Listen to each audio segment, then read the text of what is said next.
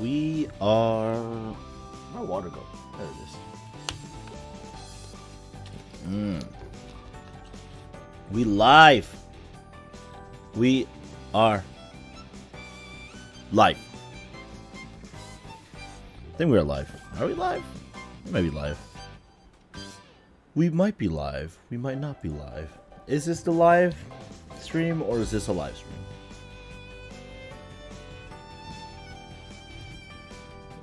Yeah.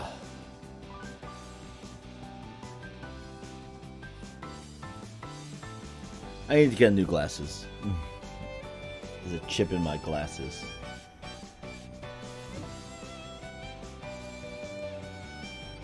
According to my live stream, I am blurry. Hold on, thank you.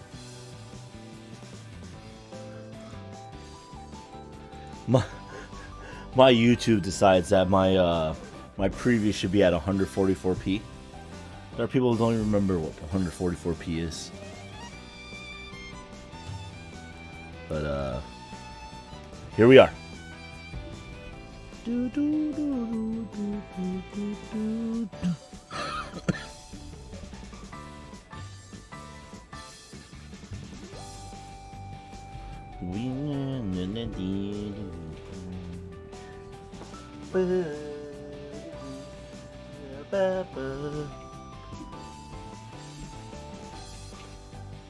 Ghost lanterns.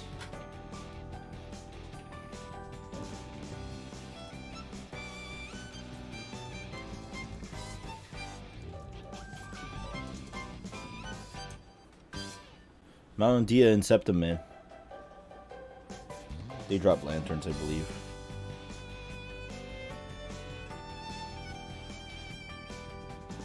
Nagito.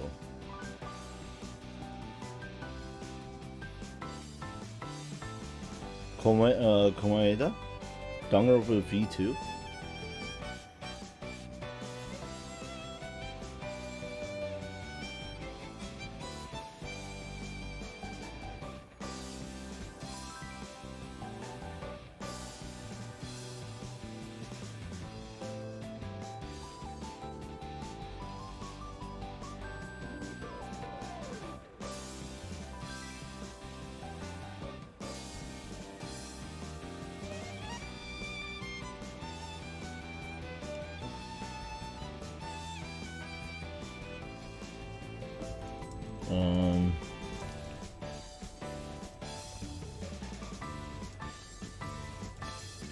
Yeah, one of two choices, Shade.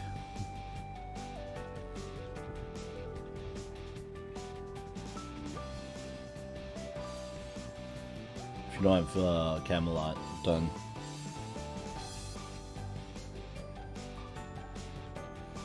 Anyway, I hope everyone's doing well.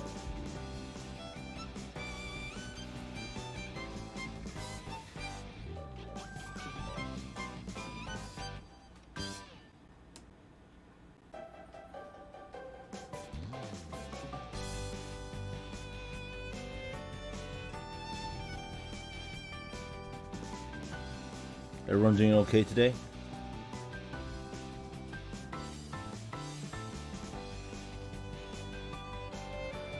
Nice, quiet day of Michiru, Michiru, more Michiru.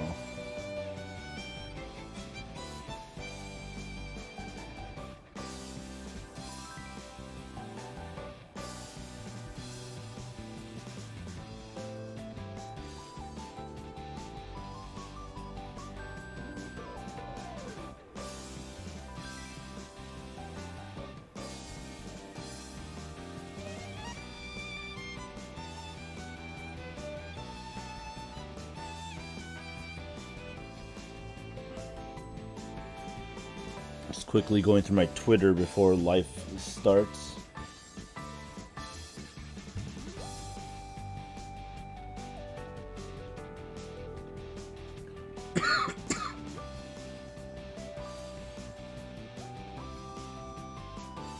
Dude, that's literally me every time I grind for lanterns.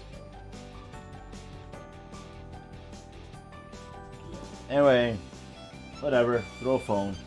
It's 7 p.m. Eastern Standard Time. Ladies and gentlemen, Welcome to the Monday Night Livestream by yours truly, animefanrk2k.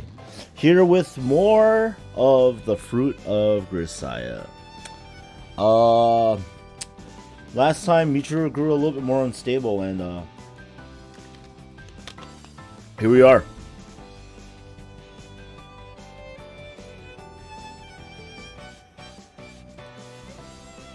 Time for some Churumon? Yes, exactly. Hey, at least you don't need Demon Hearts in Fate Go, because you can't grind them in the NA. In North American release right now.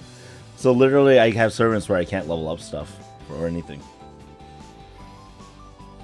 Anyway, last time we saw this. So, without further ado, that you, Michiru?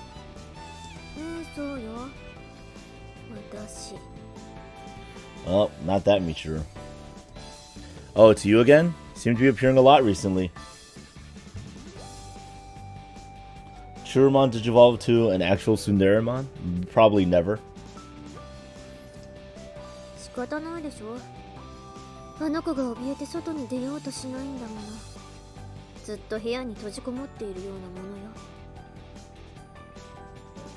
Yep. Other Churu. It's the other one.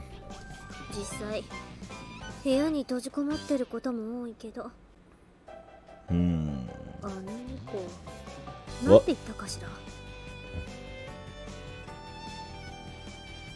What's it called again? Meowmel. Meowmel. その猫と一緒に部屋で遊んでばっかり。どうも君にもあまり関わらないようにしてるみたい。 Oh man. Me? Why would she do that? わかるでしょ。怖いのよ。依存してしまうのが。いつか失うことを恐れて近づけないの。 What? Doesn't want to grow too close to Yuji? I mean, not understandable. Nyamo is the hero of this arc 100%. 思春期には珍しいことじゃないけど、少し彼女の場合は大げさ。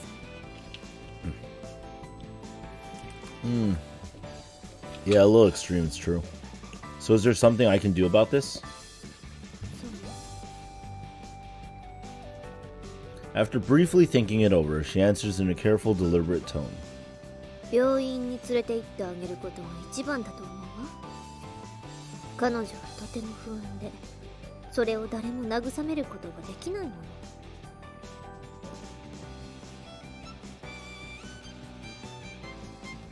I mean, that's what happens, man. You expect too much for DB's Dragon Ball Super when they've been rehashing the same stuff. You didn't think Brawly was gonna happen? I mean, look at Resurrection F. Frieza.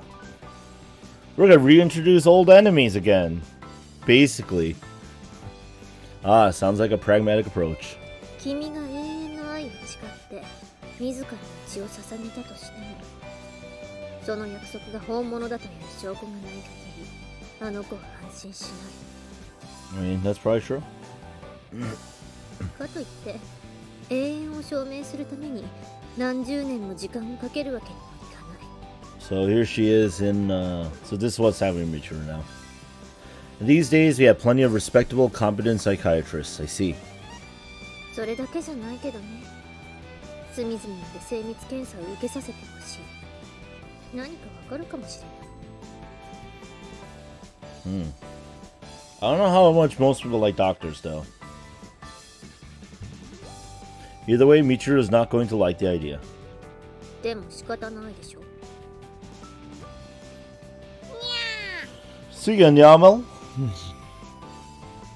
Lured by the sound of our voices, the black cat pops up out of nowhere. After taking one look at Michiru, it pauses in confusion and quickly retreats. これは少しシリアスな話だけど。 Her face suddenly grave, the girl stares me steadily in the eye. Oops. あの子がこれ以上おかしくならないようにちゃんと見ていてあげて。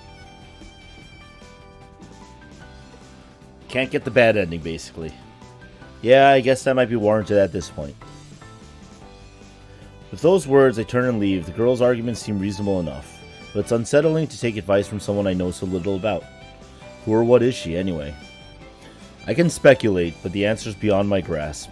The more I try to fit the pieces together, the more of a scrambled, confusing mess the board becomes. I don't know why they had like this poppin' music going, but you know. Here we are.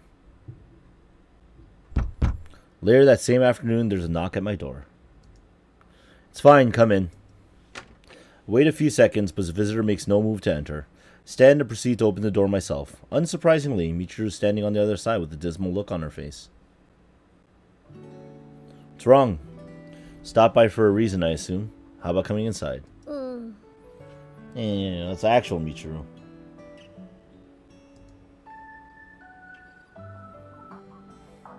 Clearly, Yamcha is best character in Dragon Ball, because nobody likes him. The girl is barging in without warning only a few days ago, but things have changed. It's as though Michiru walked here through a rain shower. Her shoulders are slumped, and you can practically see the melancholy dripping from her bangs. Nam. What? Retrieving her ramen candies from her shark pouch of hers, she tosses one after another into her mouth. Perhaps the girl is trying to energize her brain with a rush of glucose, but it still seems somewhat excessive. You're going to give yourself diabetes. Thin people aren't immune, you know? Yo, it's Mr. Satan, okay? I don't know why people call him Hercule. I don't know who this Hercule is.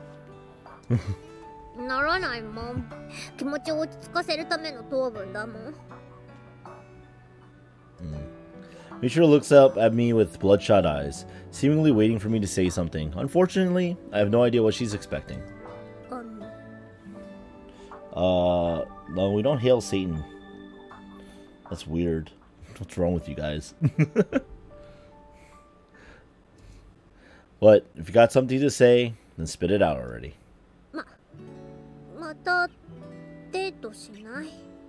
What? Michiru asked the question with the tentative wariness of a small animal peeking out from behind a tree. I think she may have deliberately framed the question in a way that allows her to pass it off as a joke, depending on my reaction. Yeah, Mr. Satan's a cool guy. Didn't we talk about this before? That was just a game to kill time, right?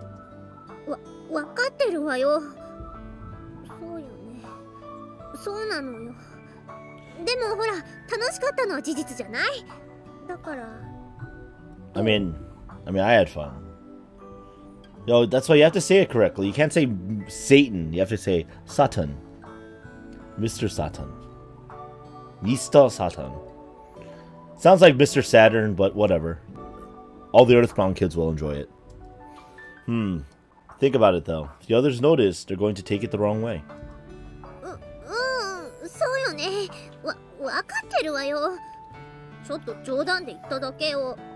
Oh, this is painful, Michiru. You're like dying. Mentally, emotionally, I guess.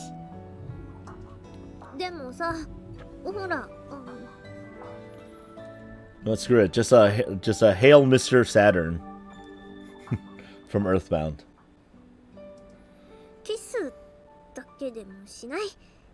What? She wants a kiss?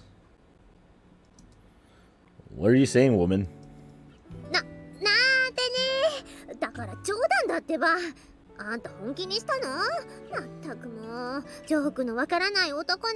feel like I'm getting close to the ending of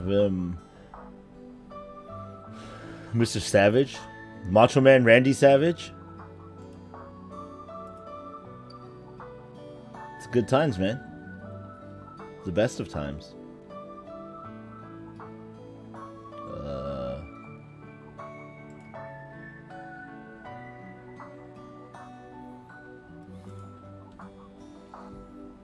Oh yeah! Could you imagine if that was it?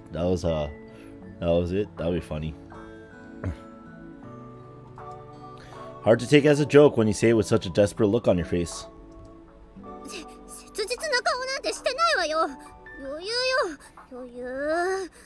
She's cool and in control. Kind of.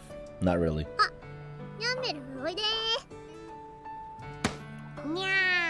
Oh, she equipped the cat. Maybe another stream or two? I don't know. We might be able to do it this one, right? I think we're close, right? 私はね、別に寂しくなんてないんだからね。ニャンメルがいれば平気だもん。Unless there's a lot of recuperation to go. にゃー。ほら、いつものビスケットあげる。What, is it Nyam will just get biscuits on your head? もちょもちょ。もちょもちょ。 That's how I eat biscuits too, kitty. Mucho, mucho. Mucho, mucho. A black cat instantly bites into the doughy cake Michiru offers, not even bothering to smell it first. Foolish little beast, nothing good can come of allowing yourself to be so thoroughly domesticated. Well, that works, I guess. They say animal therapy can be surprisingly effective. I mean, this is still the happy part? I'm not sure if this is the happy part. Michiru being depressed and desperate for attention? I'm not so sure about this.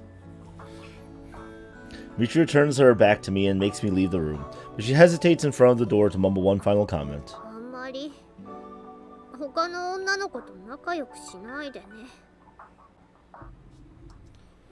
Wait for the follow-up, anticipating something along the lines of "Gotcha!" Perhaps, you took me seriously again? What an idiot. But instead, Michiru simply opens the door and trudges out. Things seem to be heading in a problematic direction. As if to illustrate, the gathering rain clouds outside cast my room into a grayish gloom. Even though it's pretty sunny looking in this background. Neither a prophet nor a playboy, but I have a strong suspicion that the balance of this claustrophobic shoebox garden is rapidly breaking down. Oh, okay. So shit has to hit the fan with everybody first, right? Is that what you're implying? Don't spoil it, guys. Don't spoil it. No spoilers. 8/16, past my birthday. To fully decipher a story, you need to proceed through it in the proper order. Skipping ahead and learning how things end doesn't mean you understand the substance of the matter. You have no choice but to patiently absorb the author's words and wait for things to come together. But it can be difficult at times, even for me. I've been known to flip forward a few pages and take a peek. Once you've read even one line out of order, learned one thing you shouldn't have, it's not possible to wipe your memory clean and return to your previous spot. Which is why I hate spoilers, guys. That's how it works. No matter what sort of sentence it may be, you have no choice but to accept it. That's the price we pay for our curiosity. そうしたらユージってば、私に向かってこんなこと言うのよ。それじゃコロッケが台無しだな。で。What? What did I say? それはお兄ちゃんらしいのよさ。なるほどね。またその続き聞かせてね。Hey, how's it going, Casserola? Yeah, you're pretty close. We're like basically only 10 minutes into story. Because, you know, we get sidetracked and distracted all the time. もちろんよ。さ、今日解散解散。チルチルは変になったり元気になったり落差が激しいのね。Bipolar? でもそれがチルチルらしさなのよさ。人生はテンション、世の中は緩急、それが大事ってわけよ。ふふん。Is this a fake Michiru? それじゃマキナ、おやつ食べに行こうか。Snack time. おやつだったらあれ食べたい。ジャイアントチョッキー。Giant Chucky? はいはい、買ってあげるからね。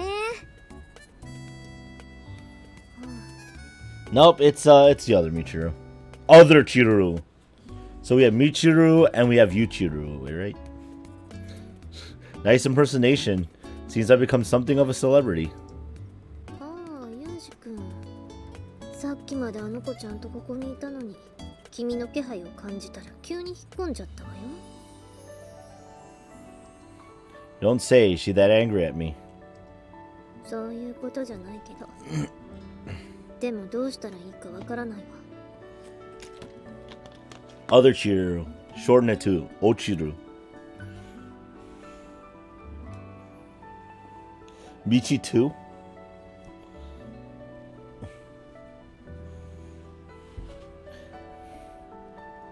Then,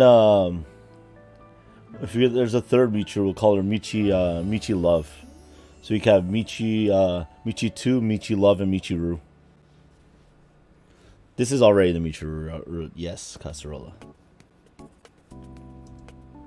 So you've been deliberately filling in when she feels like disappearing then? Well, it looks like she's getting tired too. Let's call other cheater Bob. Bob? Hey, my name is Bob. Nah, let's not call her Bob. Bob denied.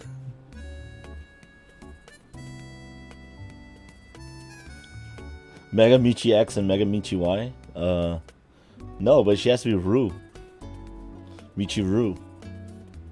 Maybe, okay, we'll have Michiru and Michi-sa. It's short for Ruby and Sapphire.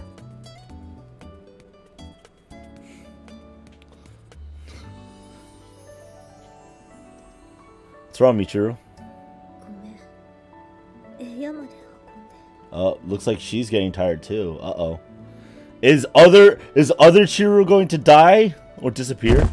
Chiru practically collapses into my arms, limp as a rag doll. Fainting in the middle of a conversation? This is a first. What the hell is going on with this girl anyway? Uh-oh, that's not good. Carry Michiru to her room and lay her down on her bed. Though I expected her to be out for a while, only a few moments pass before she groggily sits up. It'll probably take a few moments for her to fully regain consciousness, but at least she appears to be alright. Unfortunately, the girl who woke up appears to be the Michiru I know best. You alright? Look at the light.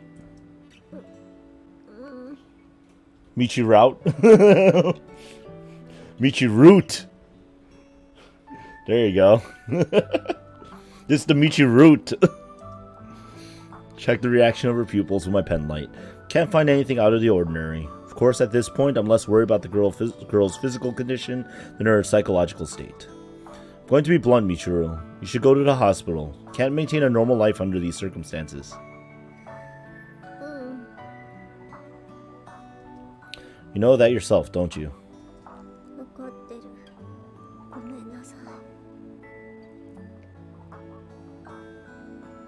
Have you seen the blanket as best support character CG yet?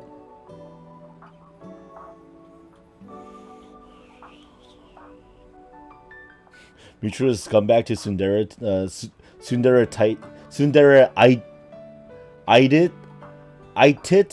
You spelled itis wrong due to overexposure of acting tsundere. That girl said the same thing. It's probably an appropriate step at this point.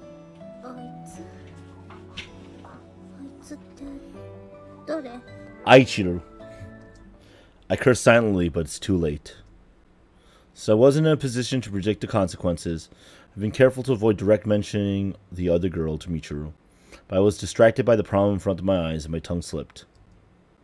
Now that we've reached this point, coming up with some half-assed lie would probably be counterproductive. Instead of trying to bluff, I answer honestly. Uh-oh. Oh no! She's about to figure it out. Nope. She's, well, I guess she's the other you. Uh-oh. You know that thing that Michiru was worried about? Well, we're about to tell her that it's true. Michiru slowly raises a hand in front of her face, then sits there staring blankly into her palm, like a wind-up toy that's run out of spring.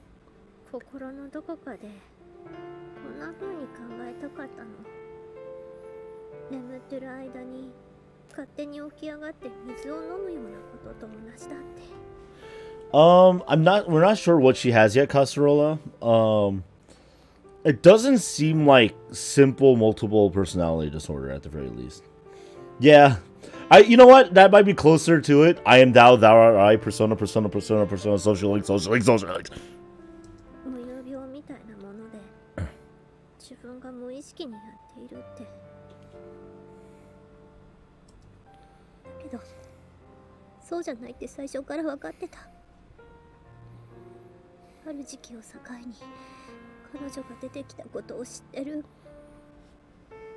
Uh-oh.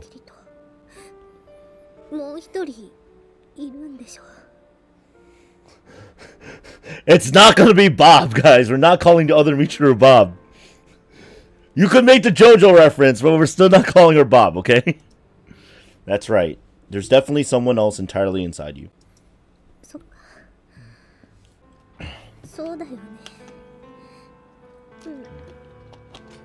そうなんだよね。わかる。Uh-oh, Michiru looks sad.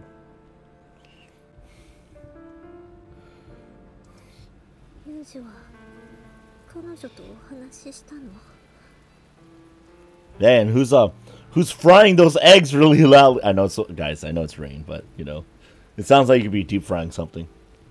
Frying some shrimp in the other room. Make some shrimp tempura. No. The stand part is a JoJo reference because they use stands in Stardust Crusaders story arc 3 and on. Yes, we've had several conversations. それともなんだろう Did for the bros. Many, I guess. To be accurate, I've been talking with her pretty frequently these last few days. I really appreciate a straight answer, Michiru. Who is she? そんなの私だってわかんないよ Sachi, stop cooking. This is supposed to be dramatic. I know Makina requested the shrimp tempura, but come on. Right? I have the distinct sense that Michiru is hiding something. There's clearly no way pursuing the topic further right now. I'll offer a quiet nod instead. The girl seems to know you very well, down to the last little detail. You'd almost think she was standing over your bed and watching you sleep. But in comparison, you don't know anything about her? だって記憶がなくなっちゃうからその子のことはよくわからない Guess there's nothing we can do about that. In any case, she said it would be wise to get you to a hospital and... ねえユージ So? Michiru interrupts me in mid-sentence. I answer with a curt yes. どんな女の子 Not the girl I like. Wait, what? Oh my gosh, she's literally Jotaro. What kind? Sorry, what are you asking? もう一人の私ってどんな喋り方でどんな風にものを考えてどんなことをするのユージの口からそれを聞きたい She wants to hear direct from the horse's mouth. Hey, how's it going, Jose? Welcome. Welcome.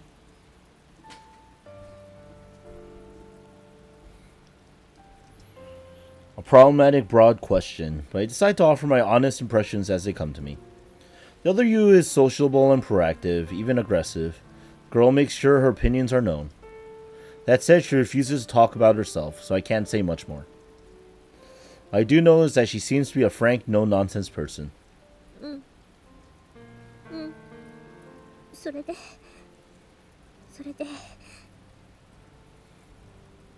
Yo, just because you call dibs doesn't mean it's yours forever.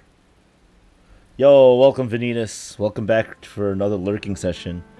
Don't worry, Sachi's next. Just probably not soon enough for you. I understand. Michiru pesters me for more with the expectant eyes of a child demanding another chapter from her picture book. The girl sometimes takes eccentric actions, but she makes sure to handle the consequences herself. Seems to prefer clear-cut lines of responsibility. She is unpolished in some respects, but on the whole I think it's fair to say she handles herself well. In particular, she commits herself respectably with our classmates while you're out. To the degree that nobody realizes it's not the real Michiru, at least. そっかやっぱり彼女かその子はユージから見て悪い子じゃないんだよね Yo, I'm ending with Yumiko Shade.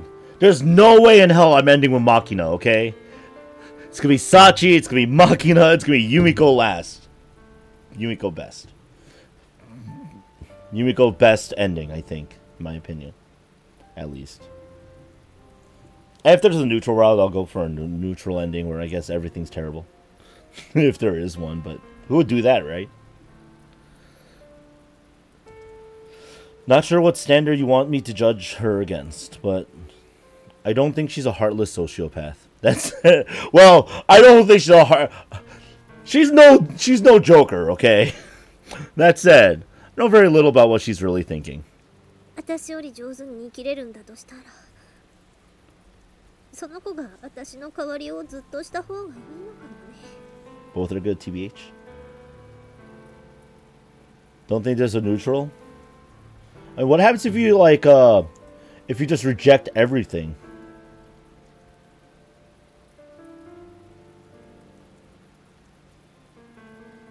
Or does it, like, automatically end with, Sachi? Sachi, wow. End with Yumiko. Sakaki. Sakaki.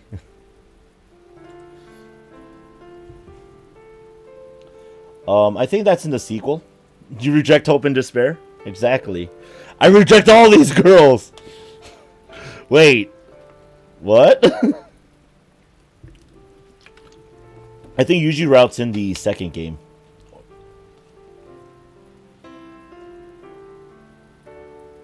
I know there's like a true ending in the second in the sequel to this, right? Which has like the JB route and stuff. And the principal route. The Chizuru route, right? Everyone's looking forward to that when I play it. No, you're getting side story first, guys. I bought the next game and the side story of this game and a few other things, so reject my humanity.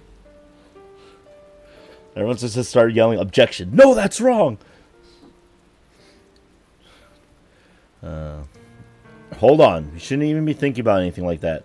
This is some sort of illness. We need a qualified doctor to call the shots.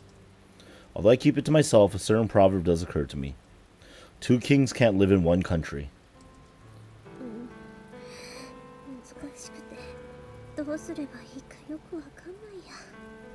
Oh, is true ending actually in the final game of this Grisaia trilogy?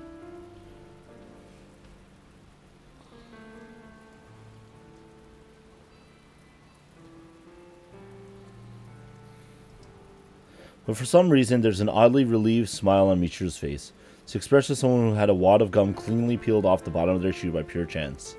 The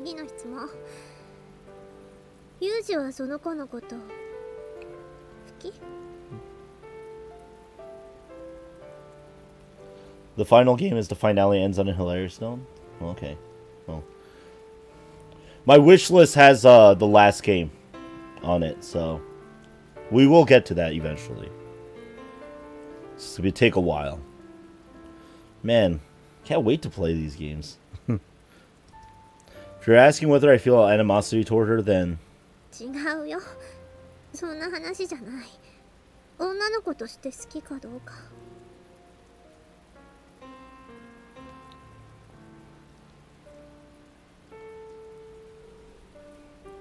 Okay, that's what second is?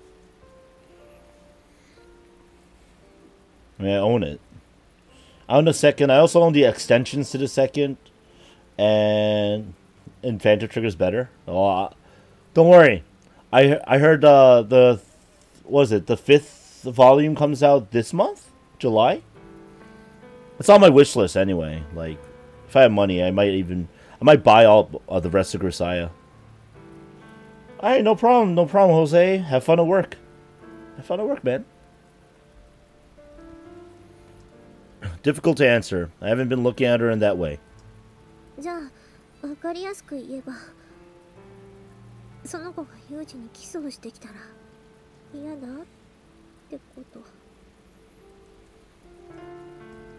wouldn't shove her away, but that's about all I can say. Recall my first definite encounter with the girl in question, when she did in fact abruptly kiss me. She justified it as the curiosity of someone without romantic experience. In retrospect, that seems a strange excuse.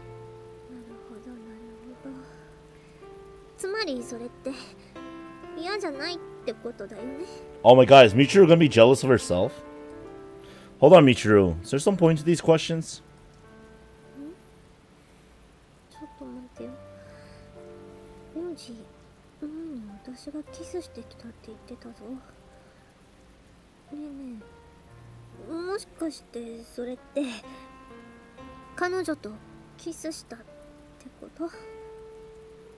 I don't even know who these people are. Standard, Rena, Toka, Chris, and soon to be Murasaki.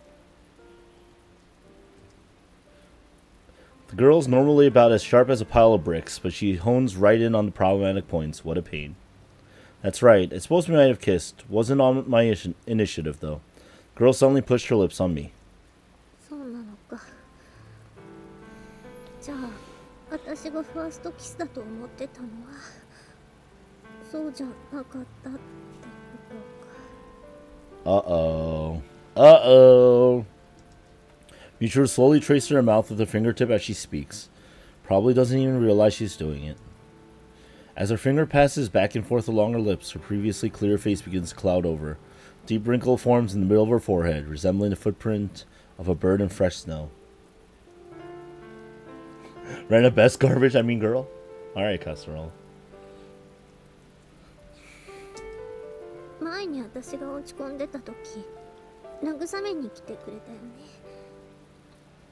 ね。でもその時に、お前に言われてきたって言ってた。See, the problem is that Michiru is actually a lot sharper than she is. Than she acts. Like, she acts like a tsundere, and she acts really, and she is really dumb for the most part, especially academically. But when it comes to like social interaction and things like that, she's actually very spot on. So like no one's gonna like the Toka route? Man, that's sad. Poor Toka. I don't know, but with a name like Murasaki, it sounds pretty cool. それもそういうこと？つまり、もう一人の私に言われたってこと？ Oh no, Michiru's finally filling in the... Wait, Michiru's finally filling the gaps and holes in her memory. Uh-oh. That's right, it was. そうなのか。それは恥ずかしいな。ちょっとはそうかもしれないって考えてはいたけど、慰めに来てくれて、ユージって優しいとか思っちゃったし。Oh no. Toka's the new tsundere? Oh. I don't know. It was me, Dio. That's the 6th volume of Phantom Trigger. That's the Dio route. ねえ、デートは？私とデートごっこしてくれたのは？ It was Michiru after all. あれは？ Well, guys, tsunderes don't have to be blonde, okay? That's Michiru's. Don't be Michiru's in the world, all right? No offense to Michiru, but you don't have to pretend to be a bottle blonde to be a Michiru, to be a tsundere, okay? I agree because the idea of playing house with you didn't strike me as objectionable. Oh, good. He worded that correctly. It wasn't like, oh yeah, like. Yeah. But to be fair, the girl had asked me to date you beforehand. Oh, that's so good. I don't want you to misunderstand what I just said, so I'll clarify. I didn't play house with you because that girl told me to. It was entirely my decision. そんなこと言われてもわかんないよ。だってその子に言われたんでしょ。だったらわかんないじゃん。All pure students must be blonde? Rena from Higurashi? Hada bump. Well, she's gonna take you home, Casserole. That's the problem. She'll always take you home. Too bad I can't play more Higurashi. The rest is unfortunately, well, fortunately or not, Higurashi is like well worth playing on your own. But yeah, no, I can't play past chapter 1, which is why I will not. Same for Umineko when I play it. Look forward to that sometime in the future, probably in summer. Do Umineko. なんでデートしてなんてお願いしたんだろう。 Oh no. There's a lot of Renas in the world apparently. By the way, best girl from Higurashi is clearly Rika. Protect at all cost. Please protect at all costs. She claimed to be asking because you'd fallen in love with me. それすっごい恥ずかしいじゃん。それって私の気持ち全部その子に筒抜けってこと？ You just admitted that you love me. It's just what she said to me. Your feelings are something only you understand for sure. そうだけ I mean, that makes sense. 実際に好きだもん、ユージのこと。Ah, well, Michiru. Try to answer I see, but the words don't manage to escape my suddenly hoarse throat. It's like, ああ、もうおかしくなりそう。だって今もこの会話だってその子が聞いてるってことでしょ。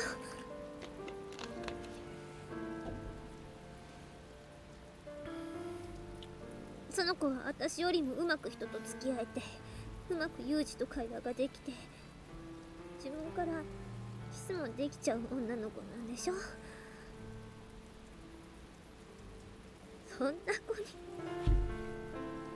私かなわないよ。Nah, I don't need that shade. I'm already gonna play the games anyway. Probably live stream them all too. Michiru seems ready to cry at any moment. And oh my god! Sachi! Stop frying the shrimp tempura! What are you, gyoza now? You frying some dumplings? Girl! Calm it with that cooking! I head to the sink, fill a glass of water, and quietly hand it to her. She accepts it with a muted thank you, but doesn't drink. 私が今までずっとやってきたことってあんまり意味なかったのかな。 Oh, you're talking to casserole. Okay, fair enough.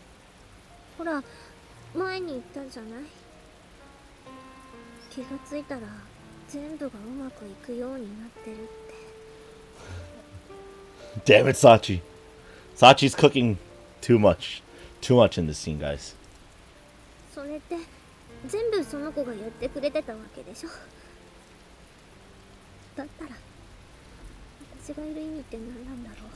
I don't know. I think there's a fun to actually living. その子が私よりよくできた子だとしたら、私の存在の意味は？ Michiru, my girl. That's what it comes down to. Just because somebody's better than you at something doesn't mean you're invalidated. Don't treat yourself like that. At the end of this long cascade of words, Michiru heaves a brief, heavy sigh, as if reaching a command to breathe in some invisible musical score. 私ね、ユージとデートできてすごく嬉しかったんだ。キスも初めてのキスだと思ってたんだ。Not even played the other games, huh, Casserole? でも全部違ったんだね。私バカみたいじゃない？ No! Not from where I'm standing. Don't worry about it. 気にするよ。すっごい気にする。どうしていいかわかんないもん。 Oh my god, are we getting some real Michiru character development? Kiss already? I think that's like the final choice, actually. No! Black Cat wanders in through the door and twines around Michiru's lower legs, but her expression remains stiff. ヤンメルと初めて会ったのも、大好きだって思った場所も、全部自分で見つけたわけじゃなくて、彼女に導かれたってことだよね。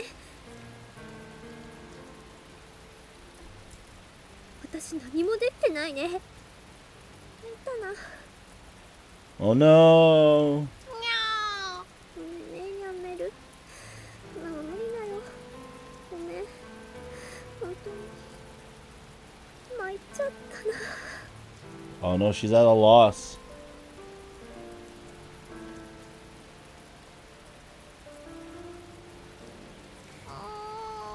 一人にさせて。やめる。 Alright, guys, spam some damn it Sachis in the chat for her extreme deep frying of various foods in this very emotional scene with Michiru, guys. Cat rubs up against Michiru's feet persistently before finally realizing she won't be dispensing the attention it's looking for. Leaves her room in evident disappointment. It's almost like watching a shadow with its own will break free of Michiru's body and escape. New meme, damn it, Sachi? Fair enough. ユージごめん。一人にさせて。 No, you. She's deep frying the toy cars? What? Damn, that's a reference from before in the same route. 私、彼女のこと好きじゃなかったんだ。でもこんな風になったら、どうしたらいいかわからないよ。 Michiru is afraid she's gonna lose Yuji to herself. Well, that's a scary thought. After silently patting Michiru's head a few times, I obediently leave her room. It's raining outside. Not entirely sure when it started. Our surroundings are already thoroughly damp, chill, and gray. Sachi's just deep frying so many toy cars now.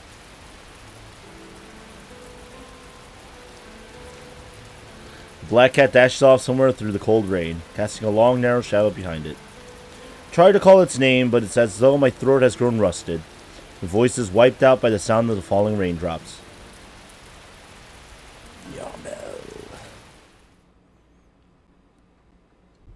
And, okay.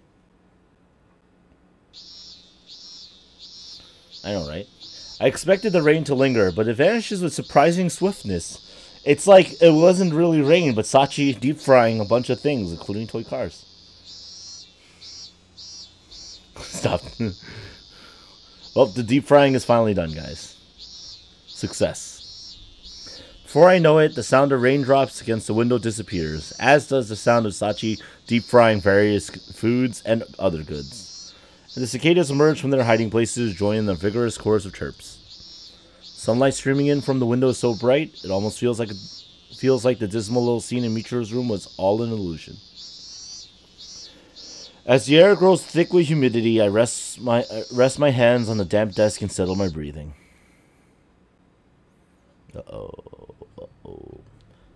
Uh-oh, they're playing the serious music from the flashback.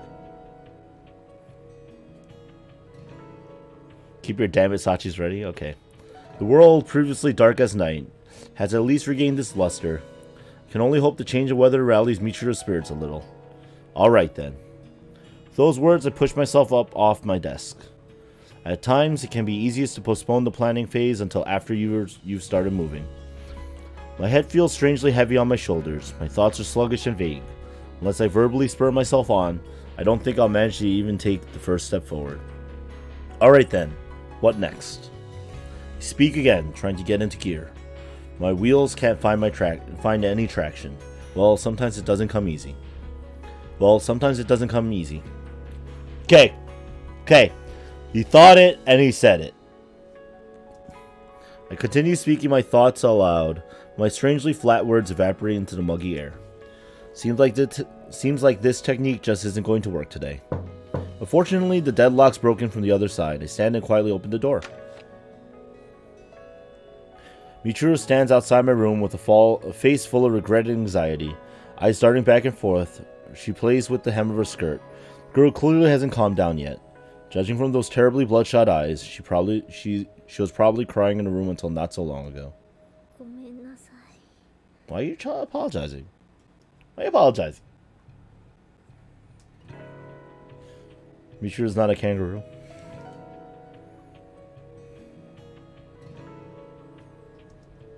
Michiru's just full of apologies lately. At this point, it's no longer clear what she's even sorry for. They're meaningless words, filler for when she doesn't know what else to say.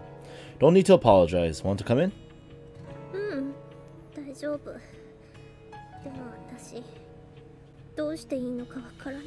We'll get help for you, girl, right? I see. I'm not irresponsible enough to tell you it's not a problem, let alone don't worry about it. But right now, you're too upset to think. Maybe you should pet that cat for a while until you feel a little better.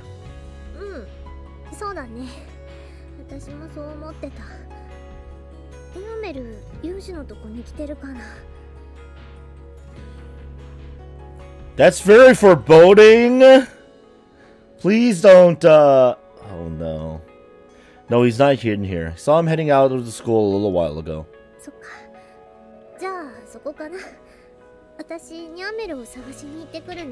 So, you know when you get that moment where you're like, oh my god, my danger senses! That's what I feel like right now, guys.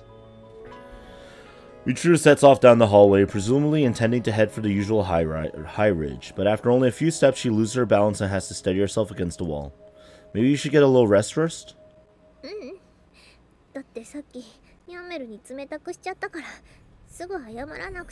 Everyone put cat faces in the chat. Michiru holds out her hand to show me a small plastic bag full of biscuits in the shape of various animals. ちゃんと猫用に作られてるやつなんだよ。 Oh, well, that's important.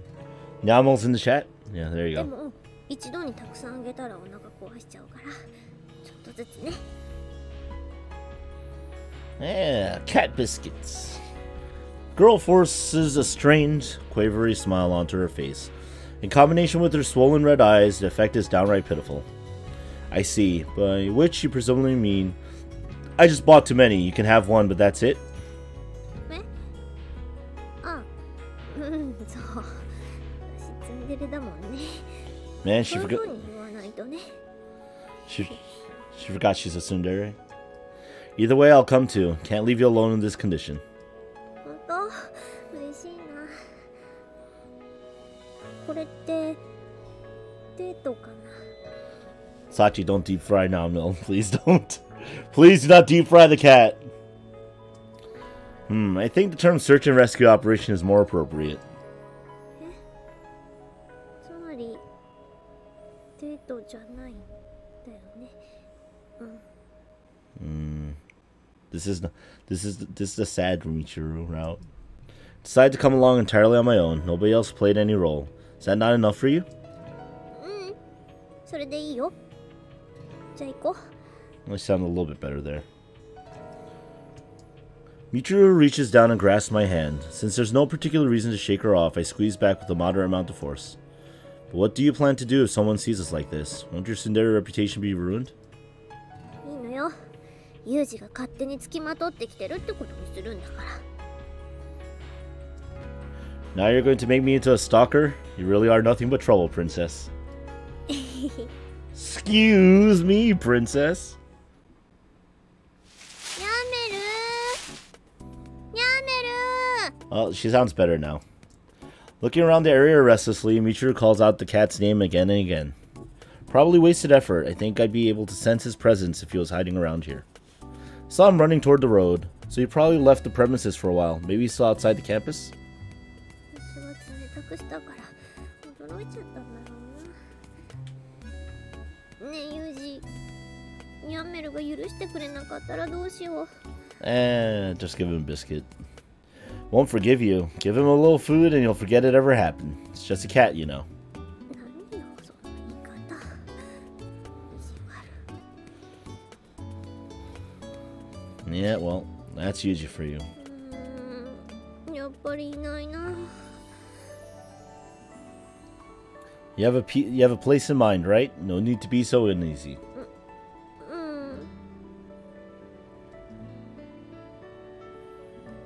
After a slow walk along the seaside road, we finally approach the usual spot. Michiru's not in great shape. She had to squat down and catch her breath several times. She refused to take a longer break. だって早くニャンメルに会いたいもん。 Yeah, you know, we all want to see Nyamel. We must save my family! Large puddles of water sit on the surface of the road, beautifully reflecting the blue sky above. Apparently trying not to disturb their brilliance, Michiru carefully steps around them as she walks. Even as I'm watching the girl hop around like an unusually dejected rabbit, my mind is somewhere else entirely. A certain unpleasant premonition has begun to take root inside me. Don't! Don't, Yuji! Don't think like I do! At times like these, my animal instinct is vexingly accurate. あれ、いないな。いつもはここにいるんだけど。ニャメル！ニャメル！ Michiru frantically searches places where a cat might be hiding. But there's no familiar meow to greet her. The still damp grass leaves her clothes slightly wet. Michiru, don't get too flustered even if he isn't here. Probably just hanging around somewhere else for the moment. There's no cause for alarm. なんてニャメル、いつも私の部屋がここにいるのに、今日に限っていないなんて。 What are you talking about? Nyamel's like appeared on campus all the time around. To the point where like the others like, hey, you know there's a cat hanging out here? Only your room in here? That's more unusual than him going missing. We're dealing with a stray cat. Surely he has other haunts. ラネコじゃないよ。ニャメルだよ。 And that's fair. ねえ、だったらどこか他の場所にいるのかな。ユジが先に寮に帰ってて、私は探すから。 Nah, we search together. Look for him where? 全部いそうなところ全部。Now we search for together. Again with the crazy talk. A light brown cat spotted with white emerges from a nearby clump of bushes. She heaves a heavy sigh, then crouches down and talks to it.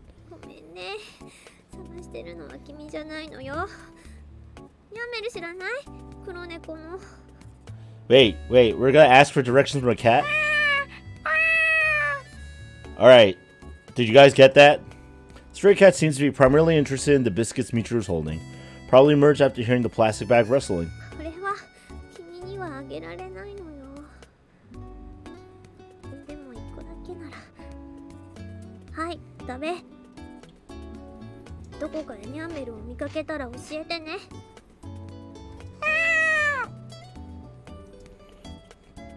He might have just wandered back into the dorm on his own by now. Let's get going. This brown cat's just going around like, yo, I got a biscuit from this girl. She had twin tails and blonde hair. Looking for some nyamon? Michiru trudges along, clearly discouraged. The sun's just now straight overhead, ruthlessly bathing us in midsummer heat. Yeah, she needs nyamon for the 3-hour petting session. What's the point of speculating? It's completely natural for cats to wander off. He'll come back once he's hungry.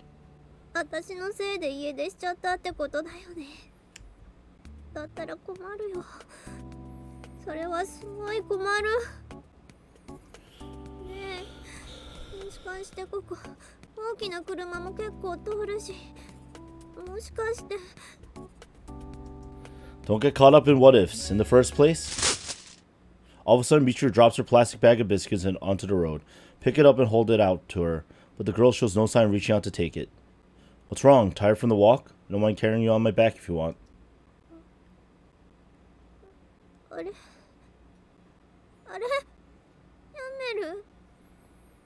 Why did the music suddenly go silent? Michiru slowly raises a finger to point far down the path. On the side of the asphalt roadway, there's a small black lump like a spot of spilled ink.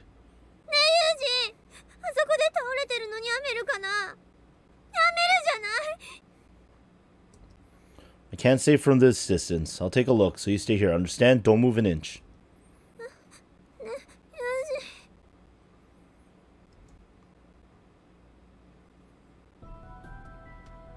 The black lump's lying about 100 meters ahead. Must have tumbled along the road for a decent distance after impact. There's a visible bloody trail leading to the small body.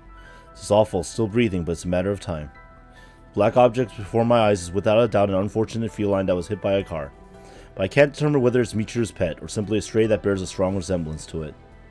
No, if I take the time to observe it calmly, I should be able to tell, but for now I put that off.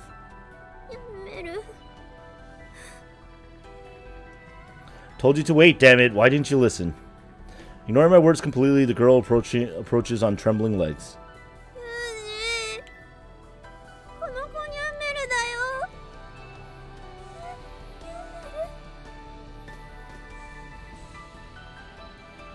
They're playing the music. Michiru's expression instantly crumples with despair. Her eyes are already full of tears. I briefly hesitate, uncertain how to explain the reality before us. It is. Cat responds to Michiru's call with a feeble croak. It's unmistakably that familiar meow.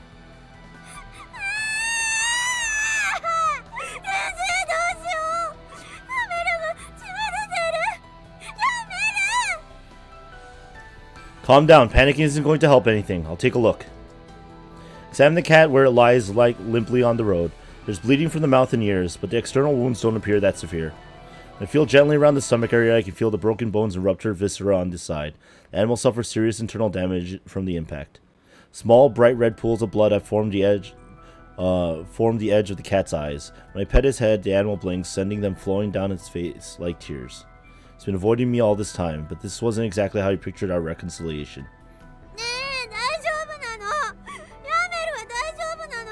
Time to go to the hospital. We won't make it if we leave him like this. We need to get him to a vet and soon.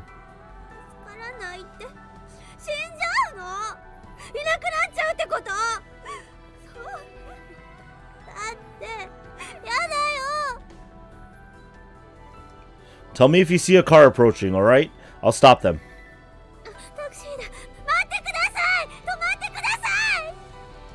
Hey, watch it! You're trying to get yourself killed? Michiru dashed out into the middle of the road. The driver screeches to a halt. He rolls down his window and shouts angrily. I come running after her and put both hands on the hood of his taxi. Sorry about my friend, but please hear us out. This is an emergency. Can you get us to a veterinarian quickly? Don't have time to argue, alright? Responds to my forceful bluster. The apparently soft-hearted driver nods quietly. When I turn back, Michiru's already carrying the limp black cat in her arms. Get in, Michiru, and keep calm.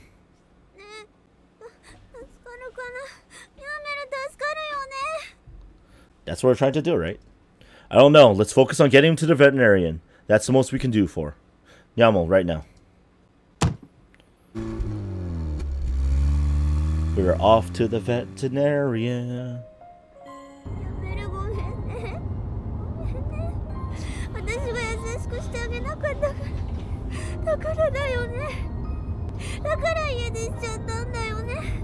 Oh no. Nyamo's like, whatevs, man. Inside Michiru's arms, Nyamo draws ragged, shallow breaths, trembling slightly.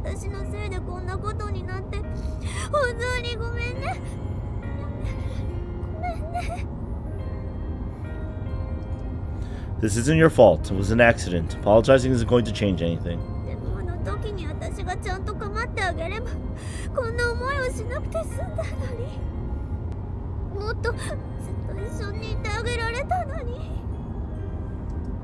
Large teardrops tumble down Michiru's cheeks and fall into Nyamo's face. The cat lying there like a tattered old carpet is slowly covered in a mixture of tears and blood.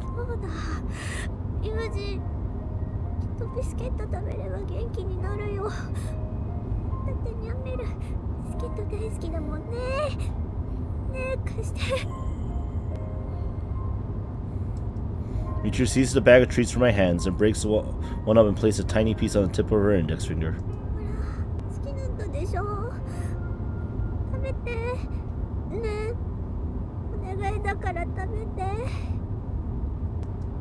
Nyamo tentatively sticks out his tongue and licks Michiru's finger several times. The fragment of biscuits on her finger quickly grows sticky and red with its blood.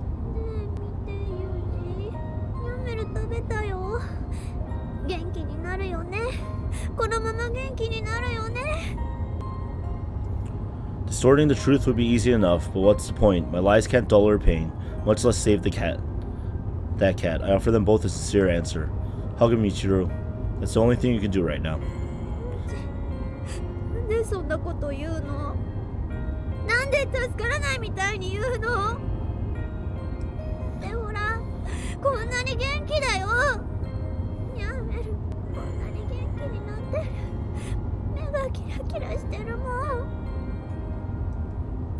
Nyamo begins to cough weakly, trying to spit out the saliva and blood pooling in his tiny mouth.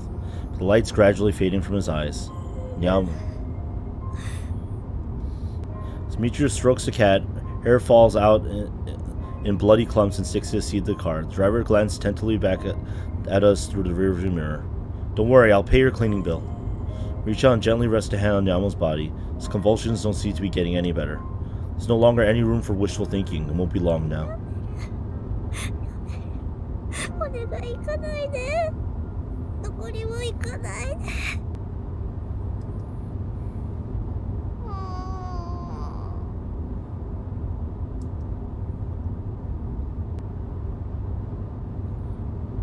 Yo, that's fucking depressing. That is fucking depressing! With one final soft purr, Nyamo extends his forelegs straight out as if to pester his mother for milk. Just like that, he quietly breathes his last.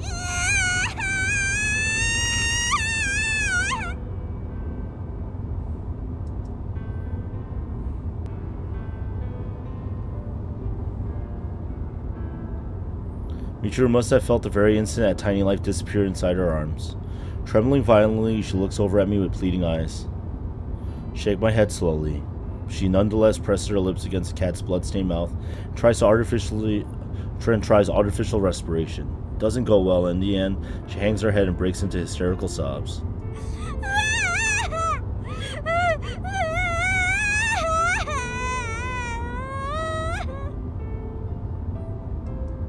Some people would probably say it's only a cat. Or maybe, how much can a relationship that only lasts a few weeks really mean? There's no denying the fact that this cat was an irreplaceable friend to Michiru. Beloved companion was just taken from her in the most meaningless, arbitrary way possible, right before her eyes. There's not even anyone to blame, no story to explain it, to enable acceptance. Death abruptly wandered by and snatched him away for no reason at all.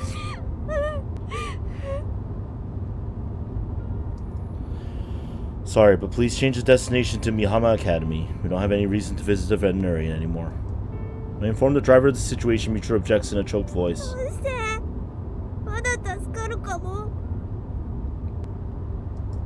It's not possible anymore. You know it isn't. Accept reality.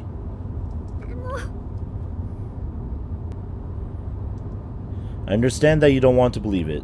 There's nothing we can do.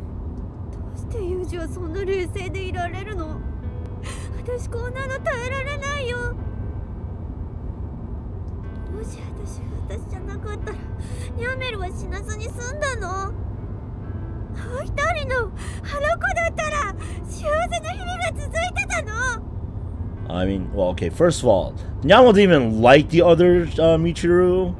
Like, every time it's like, oh, it's other Michiru? Peace. What use is there in talking about that? You're you. She has nothing to do with this.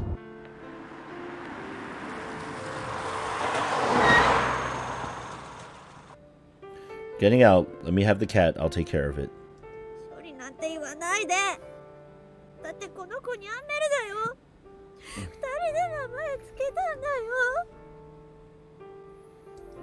I know. Look, just get out of the car, alright? This isn't the time to throw a tantrum.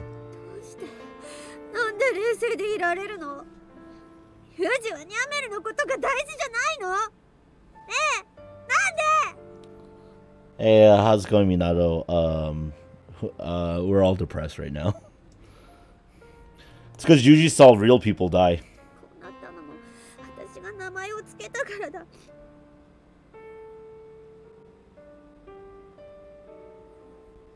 That was really short. The cat, yes, the cat died.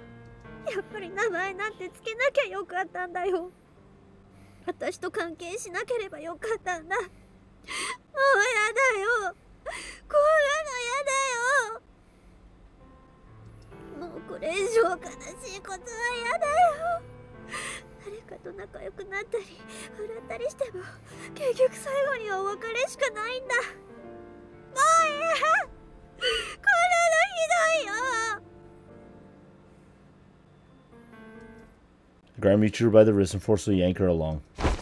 Shut up. Then embrace her forcibly. Hug Michiru's slender body against mine so strongly that it feels like I might break her. This is painful for me too. Those when Michiru buries her face against my chest begins sobbing convulsively. Yamo dying is a sad, terrible thing for both of us. But you need to stop drawing connections that aren't there. The cat's death had nothing to do with anything else. You sure as hell weren't at fault. This was an accident.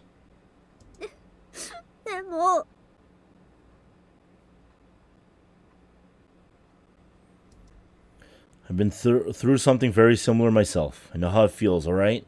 There's no point in just breaking down. Do what you have to first. If you're going to cry, then do it afterwards.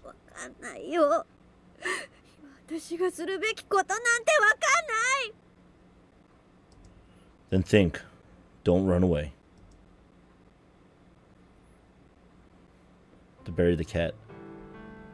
Attempt to pay the cabbie, but he drives off without accepting a dime. Probably want to bid the quickest possible farewell to this eerie clients and their bloodstained cat corpse.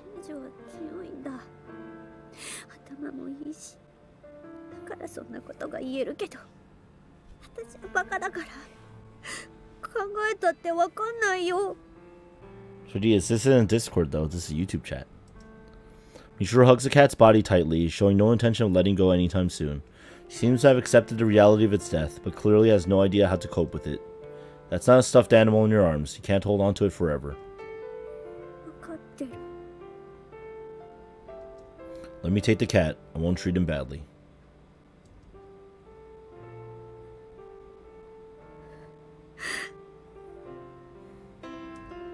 For a long internal debate, Michiru finally hands me the cat.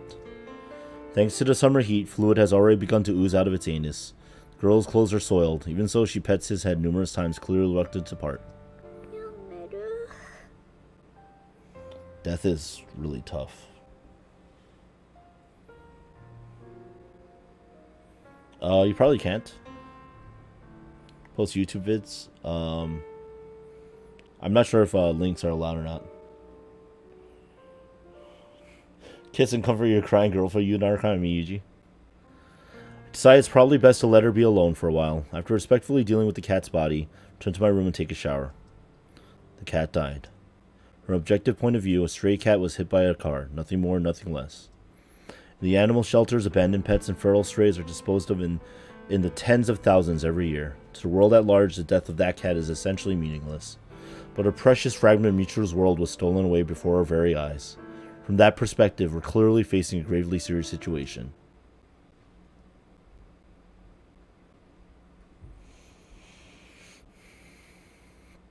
I gave Michiru a little time to herself. She may have managed to calm down a bit by now. Head to the girl's room to check up on her. It's me, I'm coming in. There's no answer. I opened the door immediately, but paused for a moment before entering as if expecting the cat to suddenly poke his head into the gap. This despite the fact I disposed of his body only a few minutes ago. Ridiculous. It's what happens when something dies, King. So yes. I probably wasn't. It's probably actually there to make you feel even worse about it and to let you know shit's gonna hit the fan. I'm not proud of that joke, and I apologize.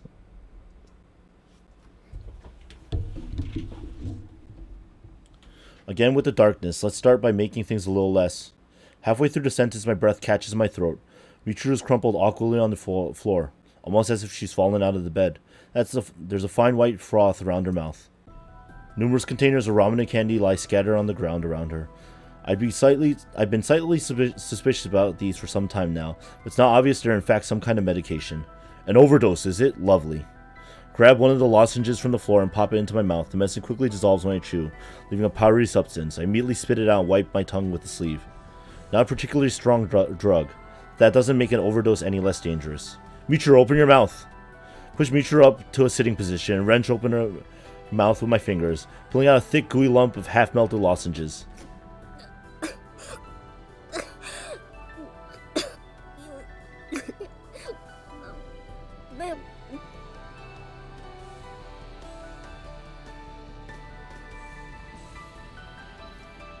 Pipe down. Getting your stomach pumped hurts like hell, you know? Let's try and deal with this here.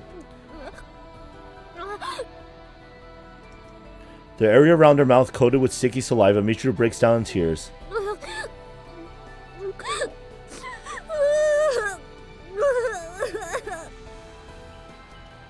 You did a stupid damn thing just now. Expect a proper scolding later. There's no need to try and bear everything all by yourself. Understood? I'm here.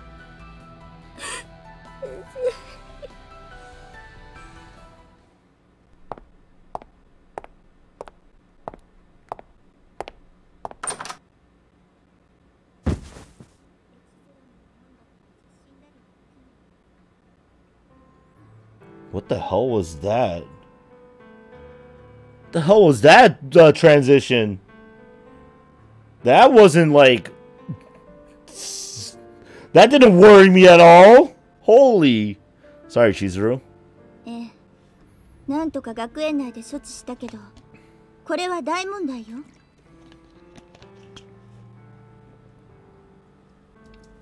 I'm aware I'll repay you for this soon. そんなこと言ってるんじゃなくて、もう今後は手は貸せませんからね。It's alright, Michiru. You can sleep a little longer.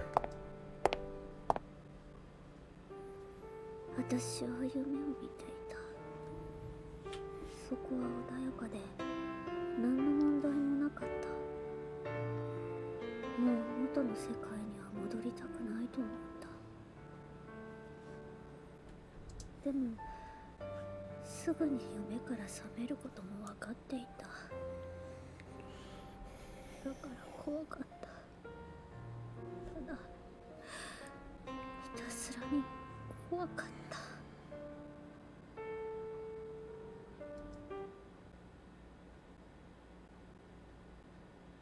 It's 4 days later. Maybe she just wanted to avert her eyes from reality for a brief moment. Maybe she wanted to make a permanent escape from this claustrophobic box. Nobody knows Michiru's reasons. I can speculate endlessly, but it won't get me any closer to a definitive answer. It might even be that the girl herself has no real explanation. Self-destructive behavior isn't going to change the world around you. Your pain won't make time run backward. Reality isn't going anywhere. Chizuru told her classmates that Michiru had collapsed from anemia. Letting them know about a suicide attempt would without a doubt have created a counterproductive uproar. At this rate, the girl is going to end up shifting from pseudo-tsundere to a sickly character.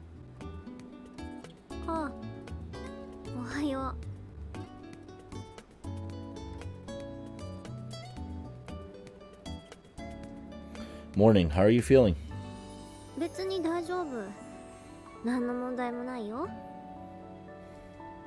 For a few days of rest, Michiru has returned to her normal routine. At a glance, it's hard to believe she might have deliberately attempted to end her own life.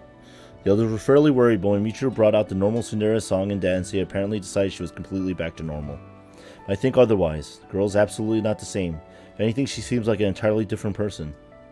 To be perfectly frank, she looks like a lifeless doll acting out a fictional character.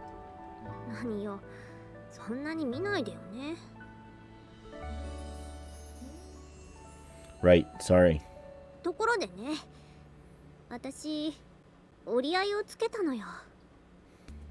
Compromise.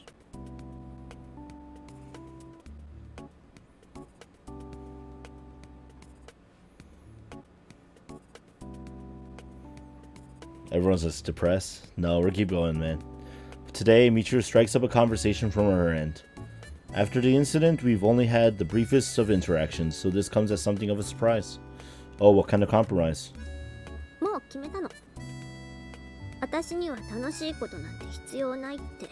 That's the worst type of compromise. That is the worst type of compromise.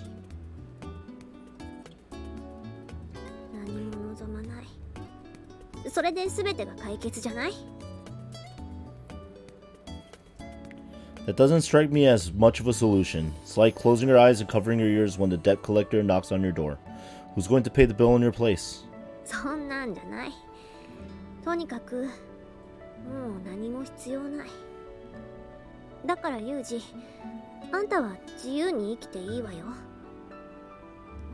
Yeah. Yuji is gonna live free. What's that supposed to mean?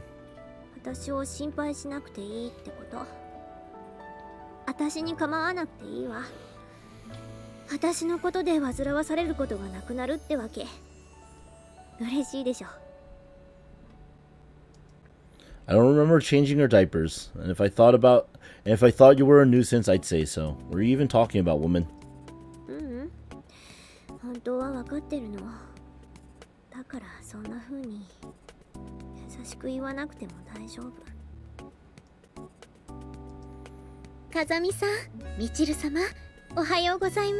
Uh-oh. Sachi. When Sachi appears, Michiru abruptly changes her expression and hurls out an energetic greeting.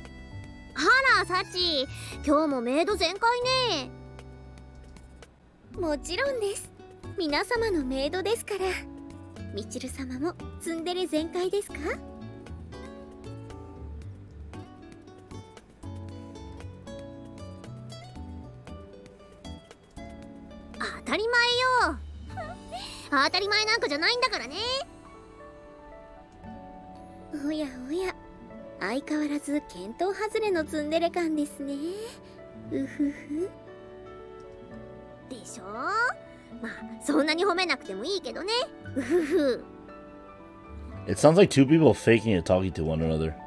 Was that really flattery?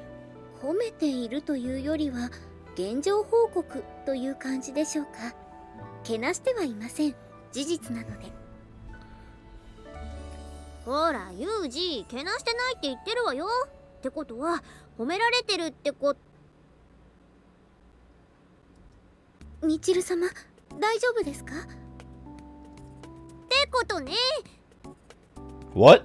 What? What? 顔色が冴えないようですが、また貧血ですか？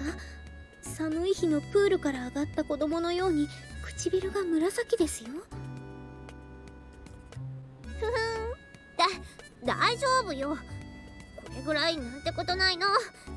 ビタミンばっかりとってて部活にも鉄分を忘れてたわね。レバーをご用意しましょうか。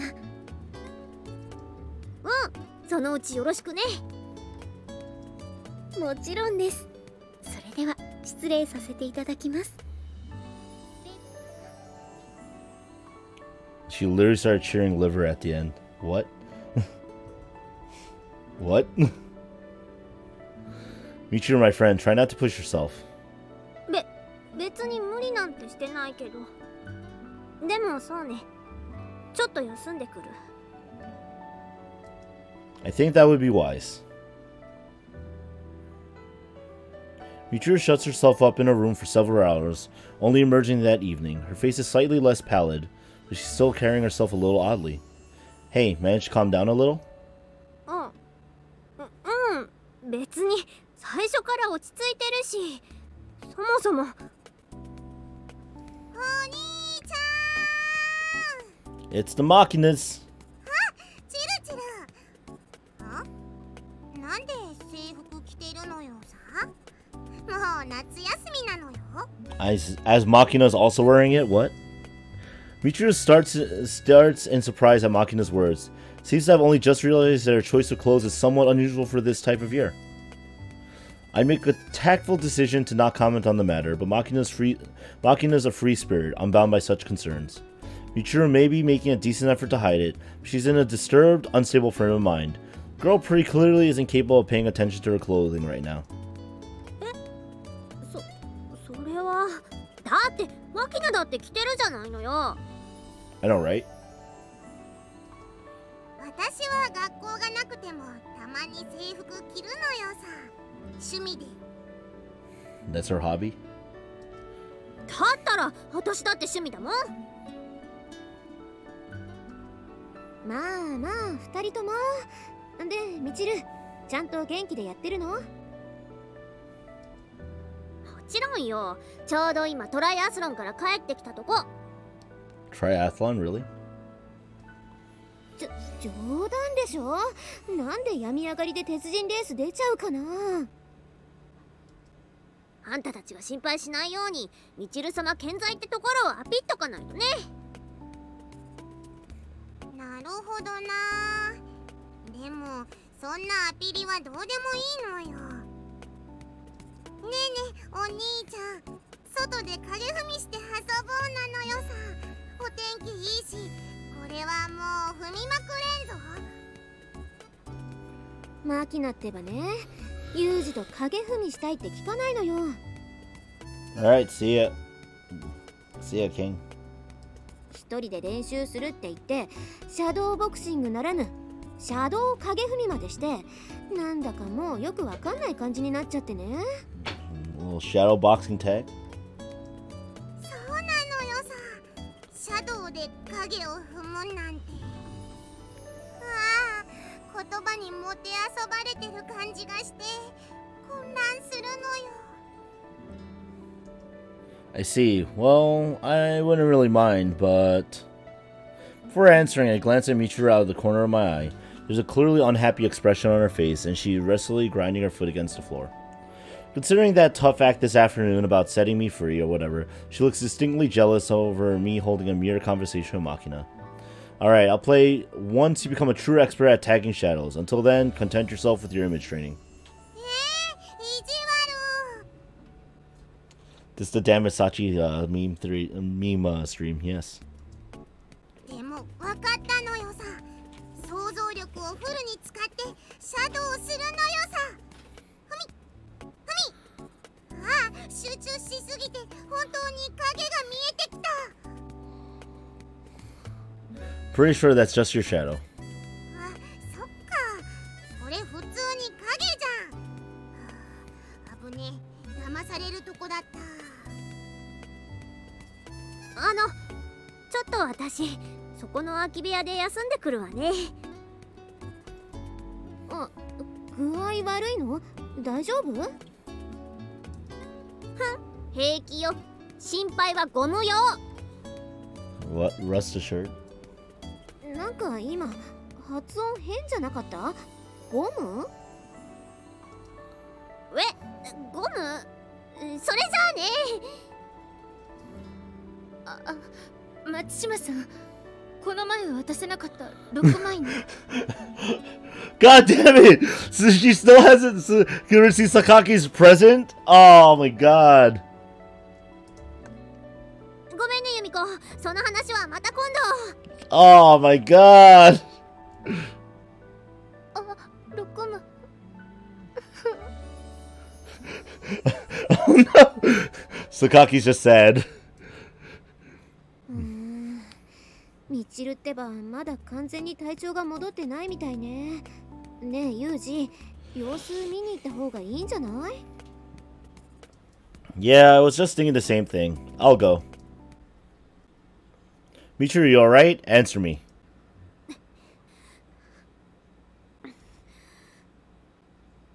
You don't look so hot after all. Michiru, let's... ちょっと来て。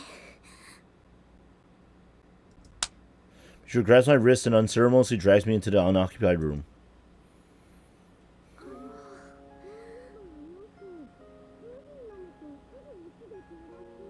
What's that other sound?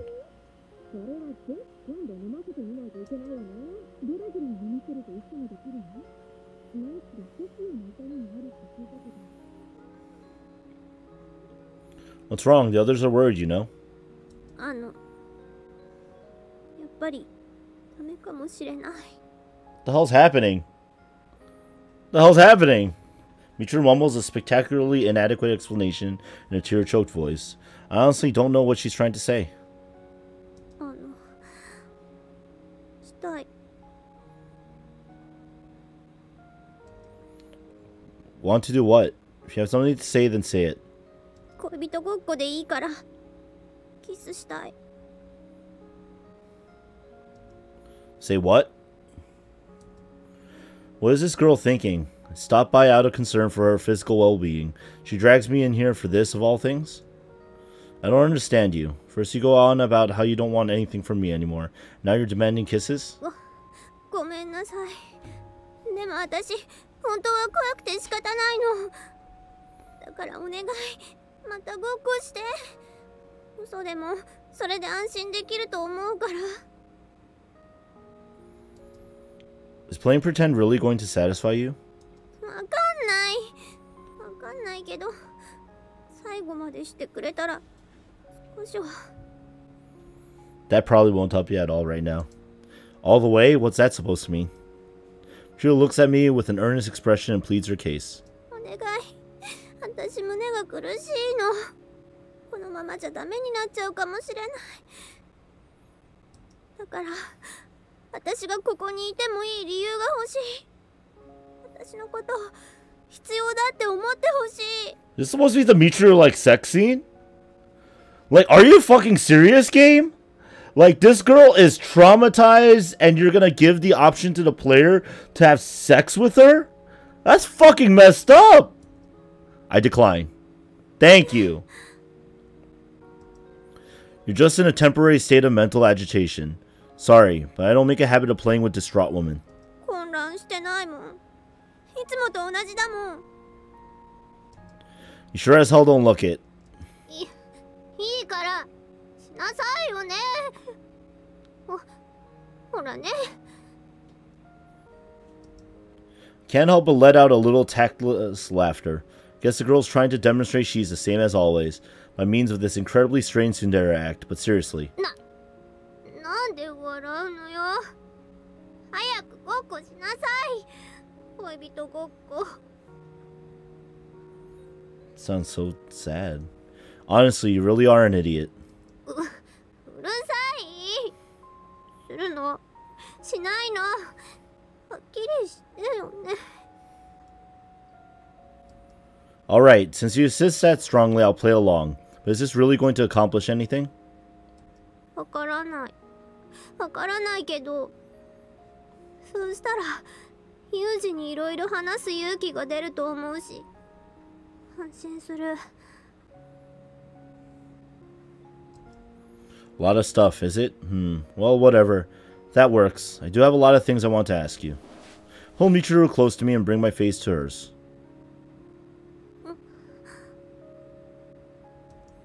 When her lips touch lightly, a soft moan escapes from the corner of her mouth. Just as requested, I repeat gentle, affectionate kisses on the sort of kisses of the sort a loving couple might share.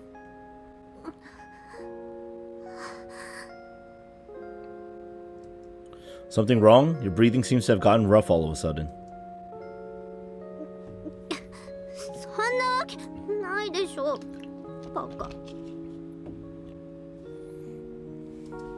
Still trying to pull the tsundere act, huh? In that case...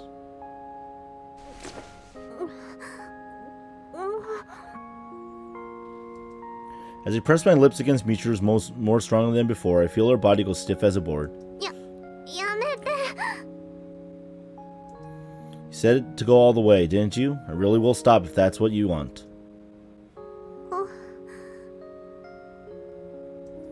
But she quickly catches the sleeve of my shirt to halt my retreat.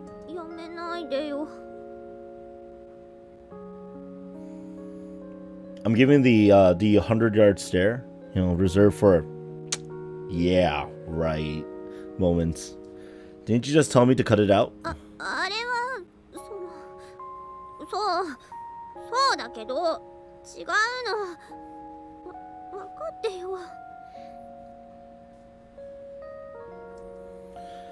I see. In that case, next time I won't stop even if you ask me to.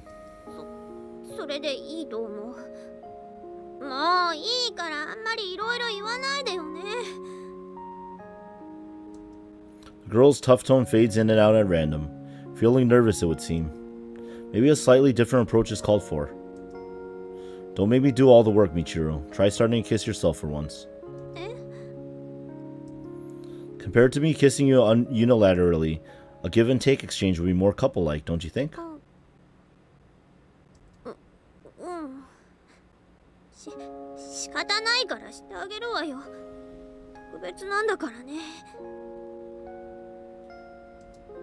Right. Bring my face toward Michiru's and stop just as my lips are about to make contact with hers. Her cheeks flush a vivid shade of red. Seems she's taken the hint.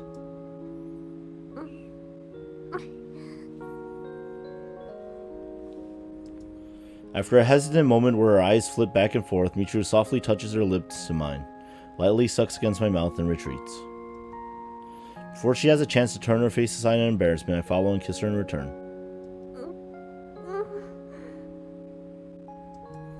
Press our lips together again and again, alternating attack and defense. Michiru.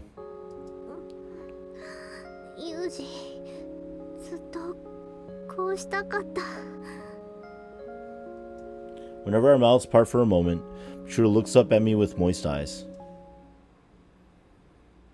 I reach out to stroke her cheek, then gently wrap my arm around her shoulder and pull her closer. Before I know it, Michiru's fallen asleep in my arms. We can't exactly lie around here all day. Lift the girl onto my back and head for her room. I wait at Michiru's bedside as she sleeps, occupying myself with a book. Feel a little exasperated at myself for reading at a time like this, but it's the surest method I have of regaining emotional balance. It's not like I'm an indifferent robot. Sleeping with Michiru has complicated my feelings more than a little. What? What? Oh my god. I have a headache. Why am I going on? When I look up from the book, for the first time in a while, the girl is awake and watching me quietly. I ask if she's feeling alright, prompting a quiet "it hurts." What, did I knock you up against something on the way up here?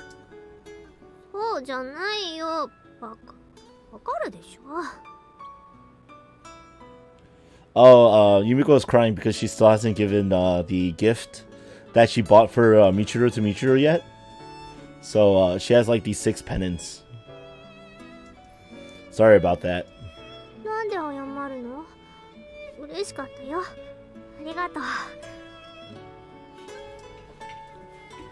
As she speaks, Michiru offers me a sincere smile for the first time in a while.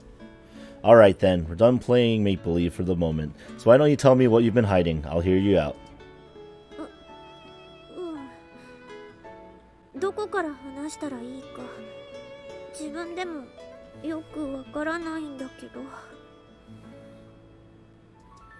Lower my paperback to the floor, shifting my attention to Michiru's story.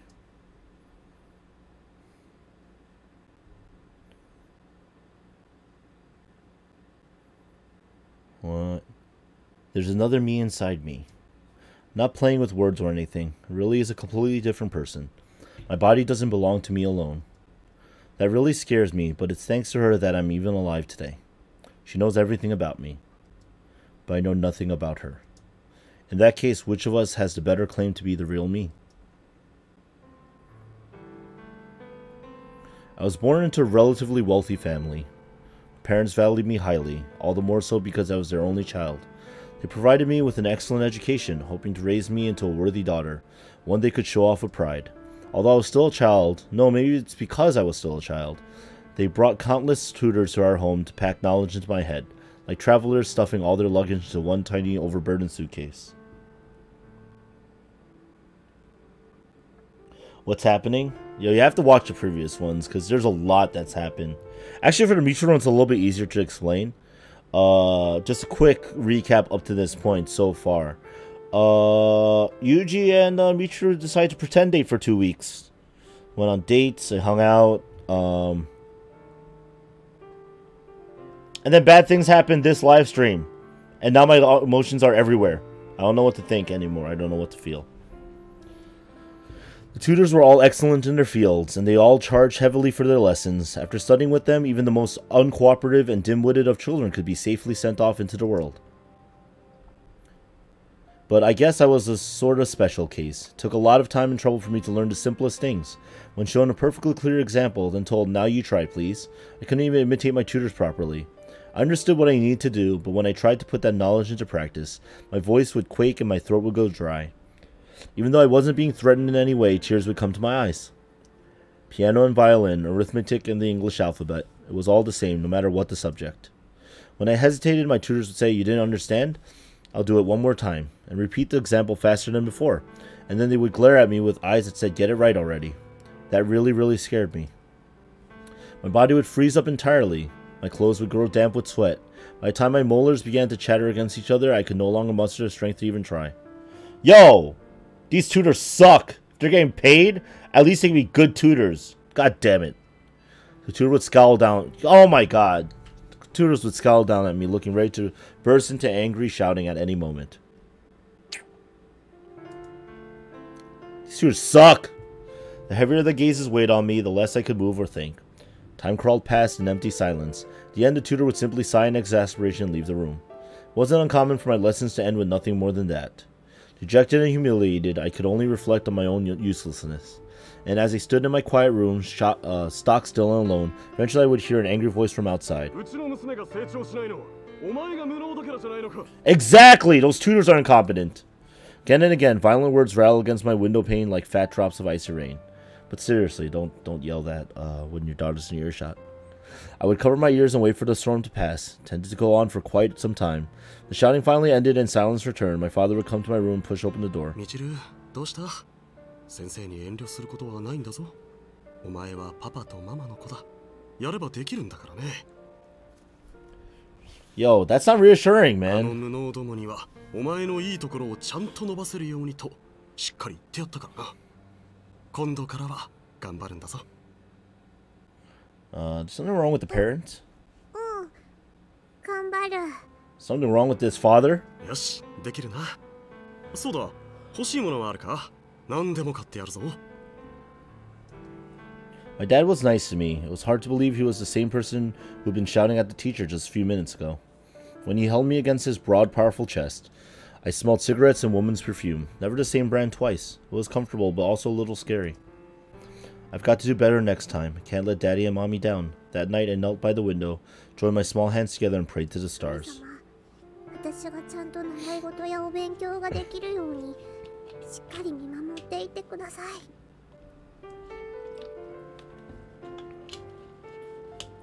The next day was my regular music lesson.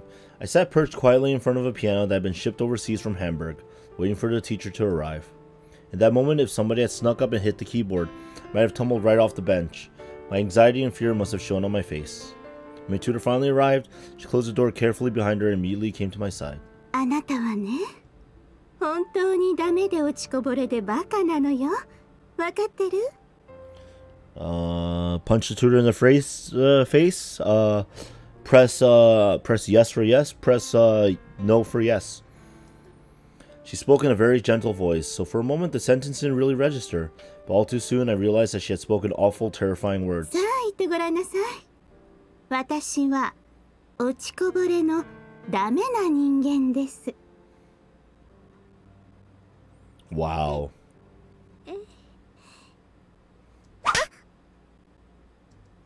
The tutor struck me with a thin, stiff rod. The stinging pain of the blow lingered like a nasty paper cut. あなた日本語がわからないの？誰がそんな返事をなさいって言いました？だって。Wow.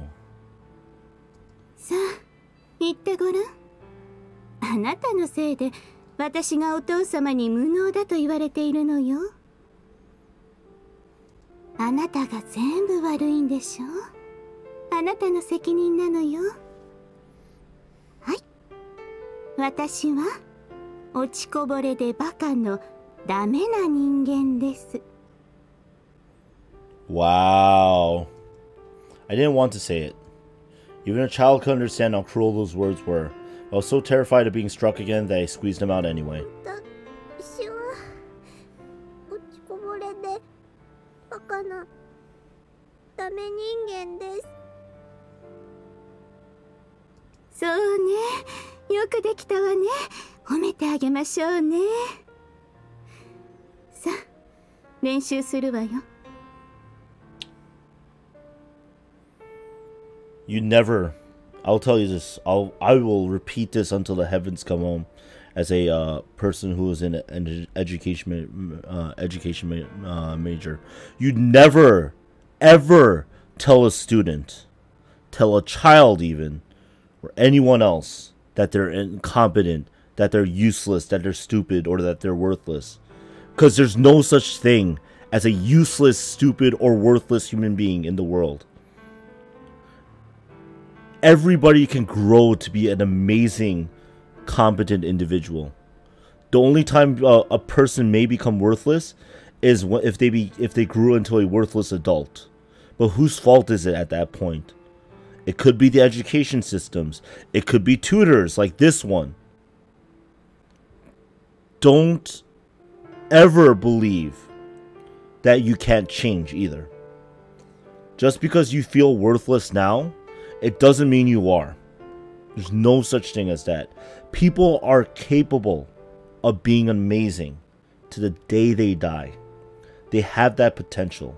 Every single one of us does. You guys do. Every single one of you.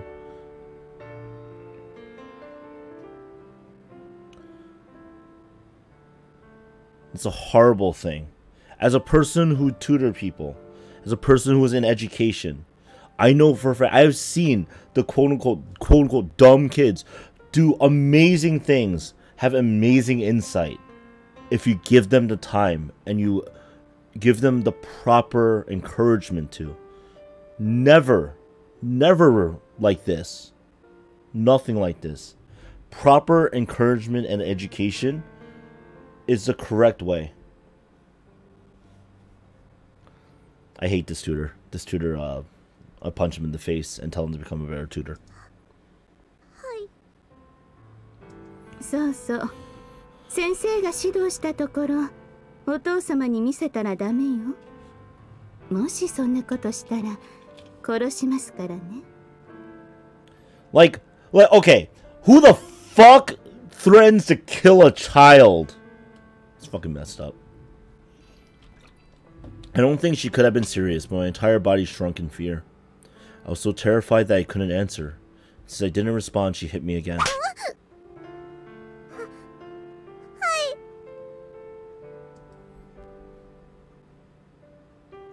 From that day on, violence came to be known as discipline. いい子ね。では、レッスンしましょう。I would punch this tutor in the face so fast. I had numerous tutors, but after that day, it wasn't long before every one of them began to discipline me in the same way. That female tutor might have told the others that I wouldn't tattle to my parents, no matter what they did to me. Their discipline grew more refined with time, developing into a kind of art. They found ways to cause me pain without leaving telltale marks behind. Skillfully and thoroughly, they broke me in mind and body. It became impossible for me to look people in the eyes when I spoke. I was never good at holding lengthy conversations, but my responses grew shorter with every passing day. By the end, I was barely speaking at all. This is fucking horrible. Even then, my suffering might have been slightly meaningful if those Spartan lessons had produced results. But no matter how hard I tried to please my tormentors, it never improved my evaluations. My father dismissed tutors in ones and twos over my terrible results until none remained. They cursed me to my face before they went, so they spat onto the floor of my room before stalking out. Michiru, 何か嫌なことはあったかい?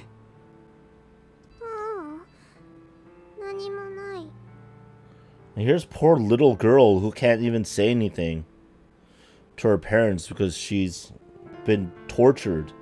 そうか。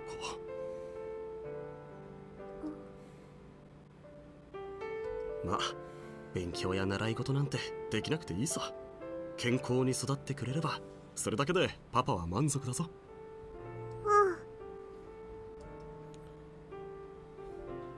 But I was unable to fulfill even that modest hope. On my walks around the garden, I would sometimes find myself painfully short of breath, clutching my throbbing chest.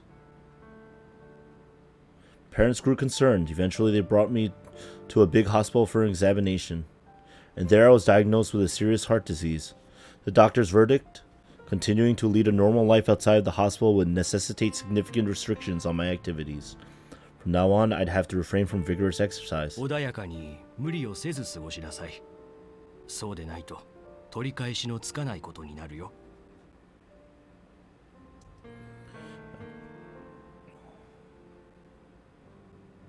Yeah, this is just sad. Everything's sad. Everything's terrible. I don't even know why I'm still here. I feel so bad. I feel so terrible right now. Like, ugh! I wish this wasn't a story. I could literally butt in real life and do something about it. Couldn't study or play the piano. I was never much of an athlete. Even talking to people was a struggle.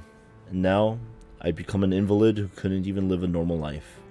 As I watched my parents' faces filled with disappointment, a thought occurred to me. Oh, look at that. My tutors were right all along. They told me I was a stupid, useless person who didn't even deserve to live. They weren't wrong.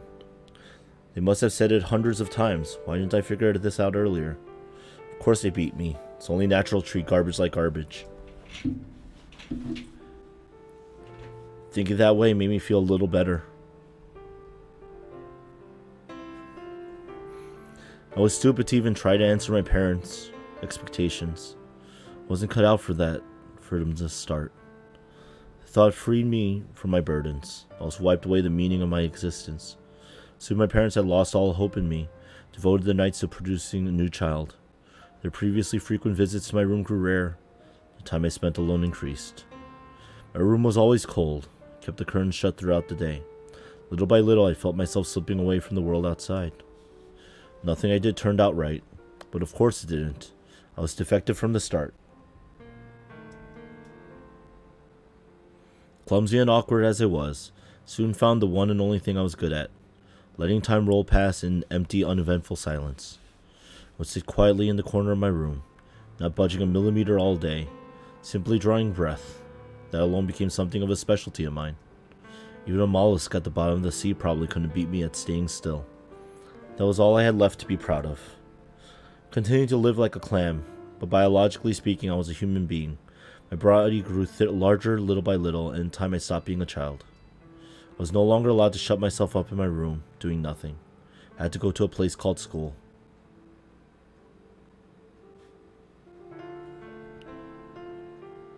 The little mermaid who lived at the bottom of the sea couldn't speak the human tongue very well. By the same token, I couldn't really communicate with the other students. Didn't help that I was a clam, not a beautiful princess. Everyone around me could live a normal life. I envied them from the bottom of my heart. I couldn't study or make friends. Moving around a little would get my heart screaming with pain. Just keeping myself breathing was all I could manage. First, a number of my classmates made an effort to draw me out of my solitude. But I didn't know what to say to them. Most of the time I just nodded my head and mumbled yeah, with a stiff expression on my face. Inevitably, the people who approached me gradually gave up, and eventually the class came to operate as if I wasn't there. That was kind of a relief, in a way. Nobody expected anything from me, so I couldn't disappoint anyone. It was as though I was made of air. Even in school, I could return to my life as a clam. I thought that was just fine, not bad at all. My parents made sure I went to school regularly, probably think I at least have to communicate with other people there, but it wasn't rare for me to go an entire day without speaking a single word. Even when the teacher took attendance, they just glanced in my direction, not bothering to call my name. As my free time increased, I began to think pretty regularly about the point of my own existence, or rather the pointlessness. Why was I going to school? Why was I even alive? I considered those questions at some length. Watching from afar, as my classmates laughed together and chatted enthusiastically about television, sometimes I would have to fight down the urge to burst into tears. They were so close, but I was separated from them by an insurmountable wall. No, Plutia would be a lot more gentler. Even as Iris Heart, Plutia always shows some... Like, Plutia is the type that would cause Stockholm Syndrome, realistically. Make you care for her. Those tutors are not even close to that.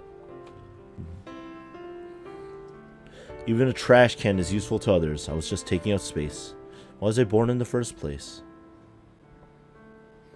My parents had given me a cell phone, saying I probably needed it as a student. There wasn't a single message or call recorded in the history log. The memory was clean, pure white. That phone must have been lighter than anyone else's. It was empty inside. Unless I kept a firm grip on it, it probably floated into the air, get pecked by some passing bird, and disappear with a pop.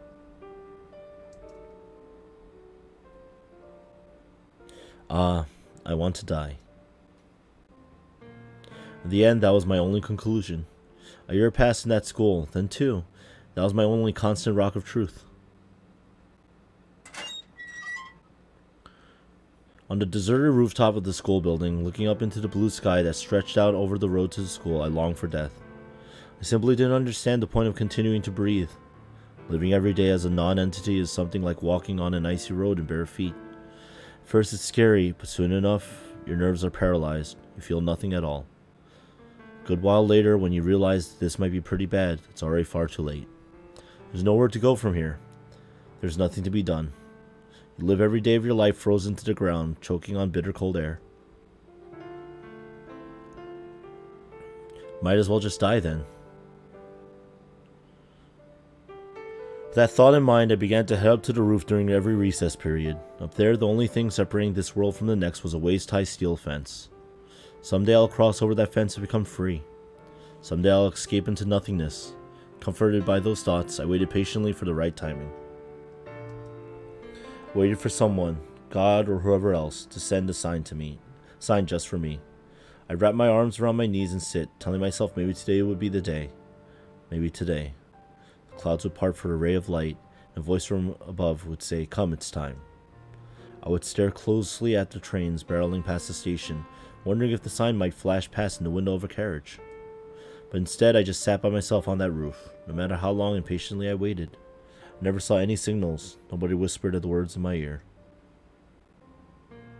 What's up, Minato? In the end, I was all alone, just like I was everywhere else. Every place was the same to me.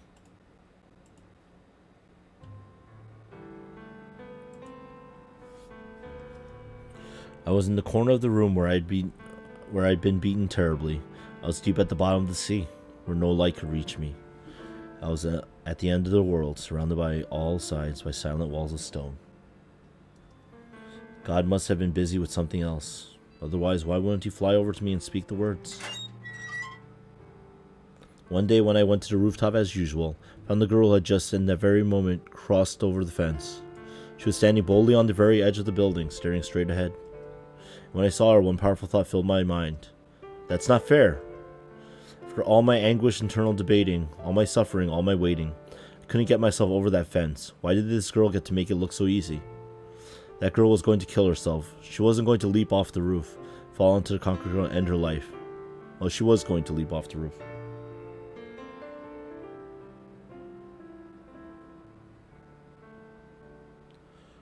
Yes.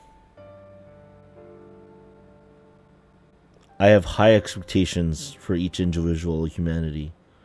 And I will not judge, nor discount you, nor blame you for failing to meet those quote-unquote expectations. That's fine. That's what it means to be human. That's what I'm saying.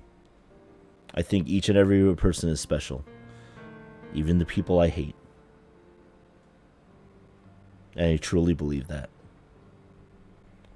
This is why, even though I hate people, I still, more than anyone else, love people.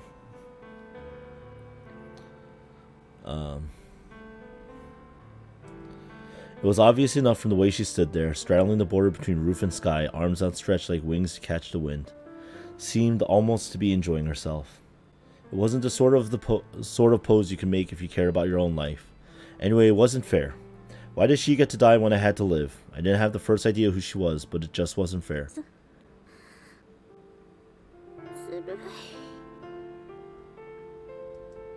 I was trying to shout as loudly as I could, but what came out of my mouth was a weak, spiritless sound, the rasping of a broken down old accordion.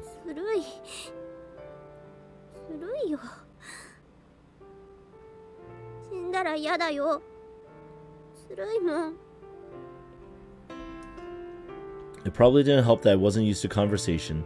My voice just wasn't coming out right. The girl quietly stared down at the ground far below, not even noticing my presence behind her. She seemed to be looking for the exact moment to jump. Maybe God had already given her the signal. I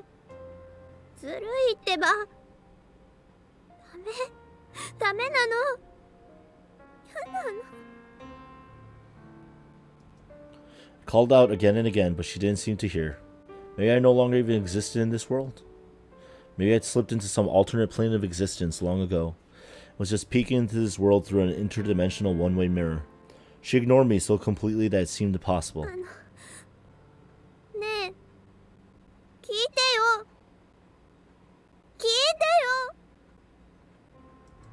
I called out to her, my voice choked with tears, but even then she didn't turn around.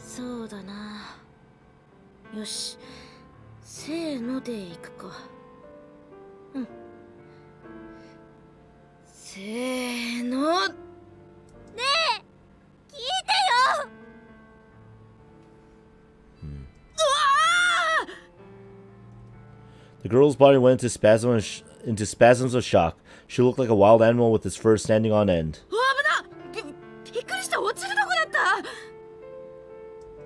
And then at long last she timidly turned around to face me.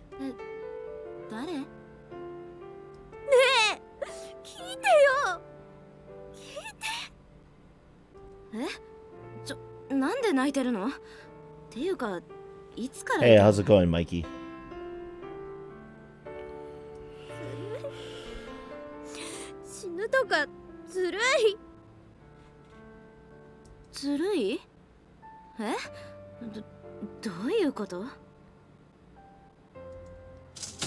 My tear-stained face must have been a real sight. The girl lifted herself over the fence and returned to this side.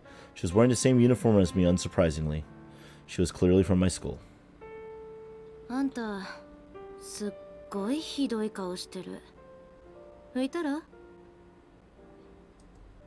She handed me her handkerchief and I dried my tears. Nothing like that had ever happened to me before.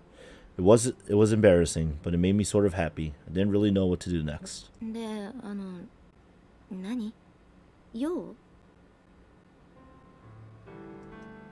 That was kind of a hard question, actually. I just didn't want her to die. And it's not like I was about to lecture on treasuring her life or anything. I was just scared by the thought of someone escaping this world while I was still hesitating on the edge.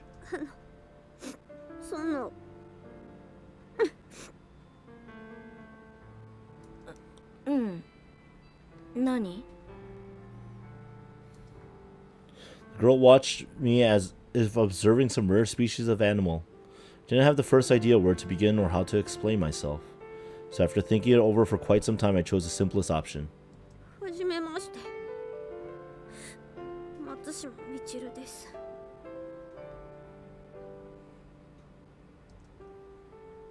このタイミングで挨拶？ I mean, it's a great time to introduce yourself. She had no idea what to do. しかもそれだけ？終わり？それを言うためだけに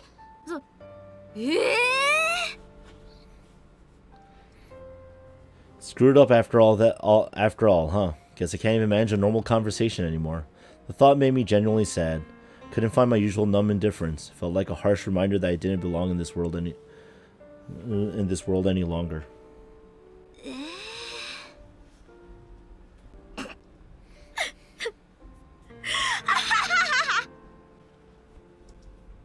Watching as I slumped my shoulders dejectedly, the girl burst into laughter, and although I didn't have any real evidence either way, I didn't feel like she was mocking me.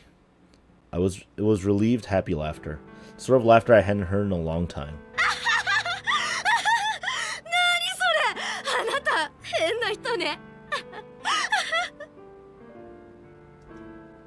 I wasn't sure what to do, so I just stood there quietly as she laughed and laughed. But no matter how patiently I waited, she just wouldn't stop. Much the opposite. After a while, she threw herself down on the ground and began to roll around, her roars of amusement even louder than before.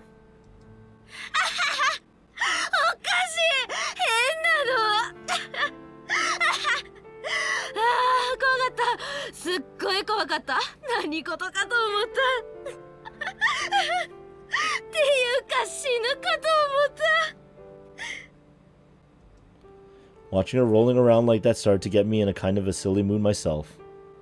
The moment I noticed a little giggle slipping out of my mouth, the dam seemed to break. I began laughing so loudly I surprised myself.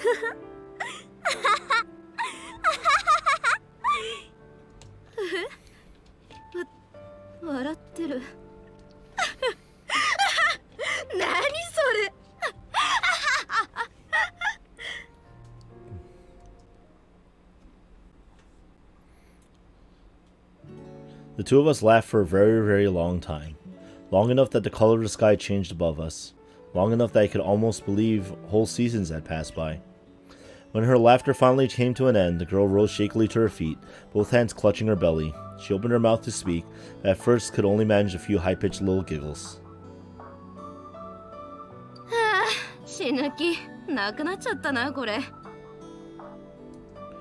So that was it after all. The girl had been planning to die. I knew that much from the start.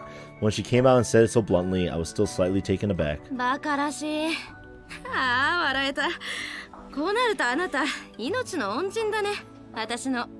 What?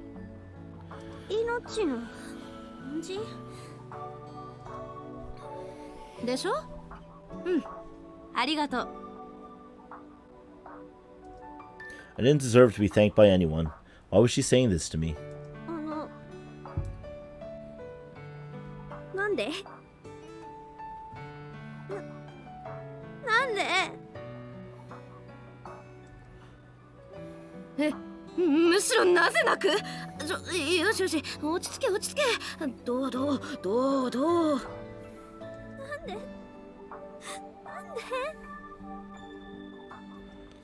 The girl wrapped a hand around my neck and drew me close. After briefly petting my head, she hugged me tightly against her.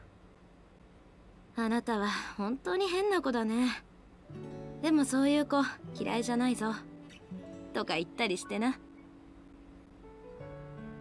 of joke is that?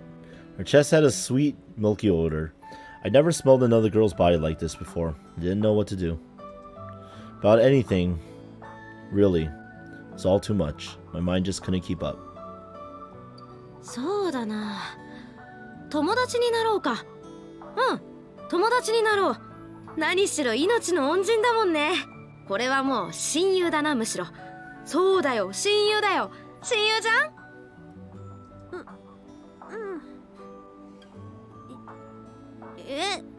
親友？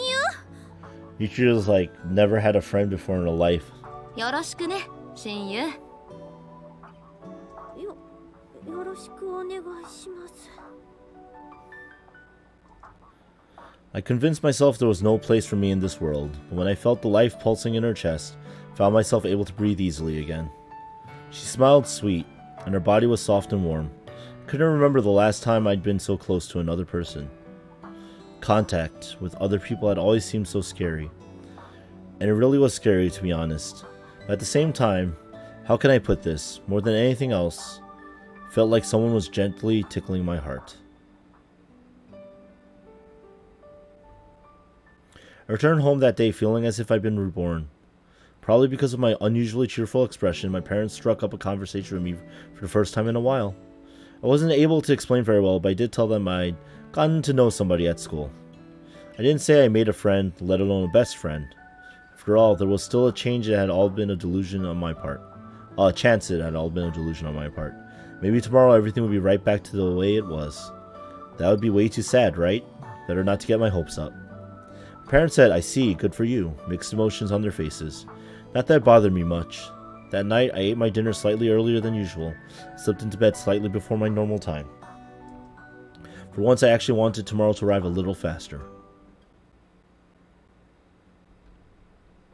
But in school the next day, I found everything the same. It wasn't like I had changed, after all. I was still just myself. Nobody in my class even tried to talk to me. That morning, I thought I might be able to keep a bit of a smile on my face, but in the end, my expression was gloomier than ever. Maybe that girl I met the day before was a sign from God. A little cosmic meddling to keep me from killing myself at the wrong time. Could have just said so from the start then. Nearly misunderstood. Nearly thought I found some place where I belonged. Nearly thought it was okay for me to live. Nearly started thinking like a normal person. That was a close one. I almost forgot what my tutors taught me so thoroughly. Yeah, that had to be it. I didn't have a best friend. That was all a dream. Dreams aren't worth it, are they? You end up feeling really, really tired when you wake up. After school, I stood from my seat before anyone else and beelined for the exit. For now, I just wanted to get out of that place, but the rooftop had become frightening, so I couldn't go back there. I wanted to run away, but I couldn't figure out where to go. All I knew was that I didn't want to be where I was. I slid open the door and dashed out into the hallway. There was a harsh thump and everything went black for a moment. In my haste, I'd run headlong into someone. Somehow, squeezing out the words, I turned to run. Before I could take another step, someone firmly seized me by the back of my uniform, reflexively dropped my bag and shielded my head against the blow that would follow. This was a deeply ingrained habit from my childhood. When the tutors hit my head strongly, the nausea and dizziness would sometimes last for hours. For nothing else, I wanted to avoid that. The violence I feared didn't arrive. On the contrary, my captor bent down and picked up the bag I'd thrown to the ground.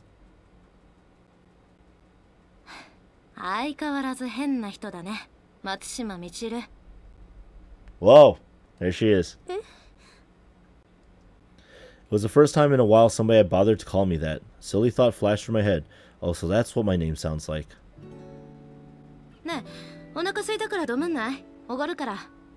Dom-dom? What the hell's a dom-doms? What? In front of my eyes was... Oh, is it a McDonald's parody? In front of my eyes was a girl from my dream. I was definitely awake, but somehow I was dreaming.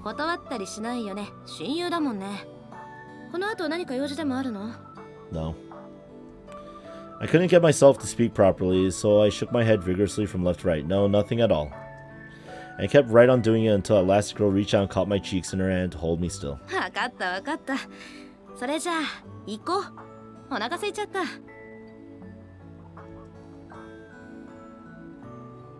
I noticed a blue scruffy on her left arm, and I have a bad feeling about this. She led me by the hand, and for the first time in my life I entered a so-called fast food restaurant. Yep, it's a McDonald's parody. The complicated menu and colorful photographs left me lightheaded, and I didn't have the first idea how to order. After stewing in confusion and panic for a while, I tugged on her sleeve. I quietly nodded my head. She just watched me for a moment and laughed in amusement. A little later, a small tray sat on our surprisingly cramped little table, bearing the hamburger and fries the girl ordered for me. It felt like she was really close. Eating a meal with my face so near to someone else's made me kind of nervous. I feel my stomach churning. What was I going to do if I threw up?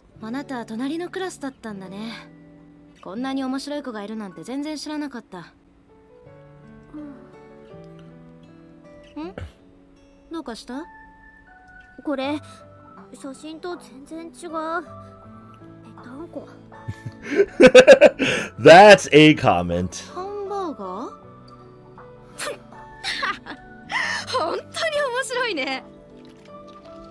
Yeah, I get smushed sometimes. え、面白い？うん、面白い。そうだ、あなたクラスメートに何て呼ばれてるか知ってる？私、何か言われてるの？そう、言われてる。しかも悪口。幽霊って呼ばれてんの。笑っちゃうでしょ？ Like Casper the Friendly Ghost. なんでよって思ったから、そんなこと言うのよしなさいって言っといたわよ。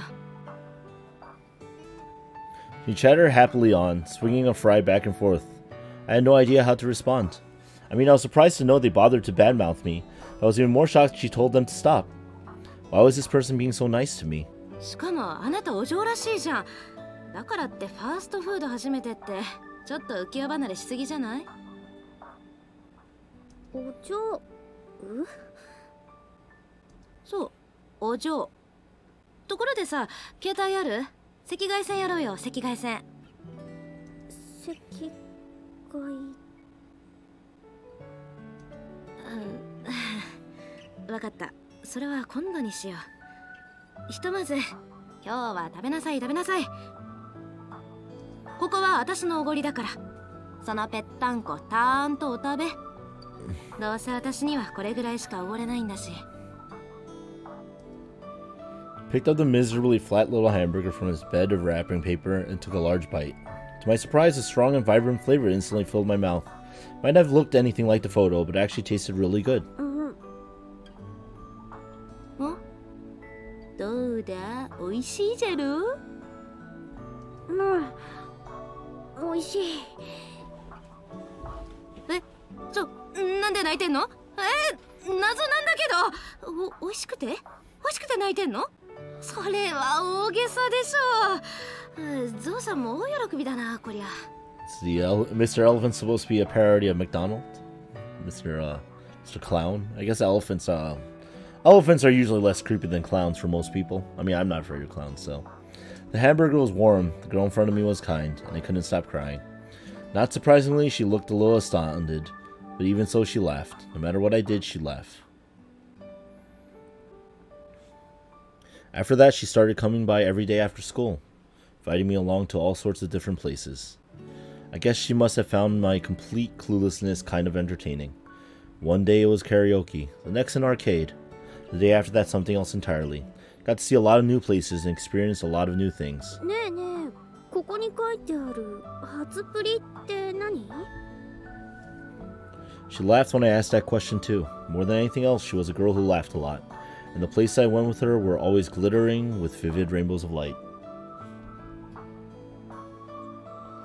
Casserola.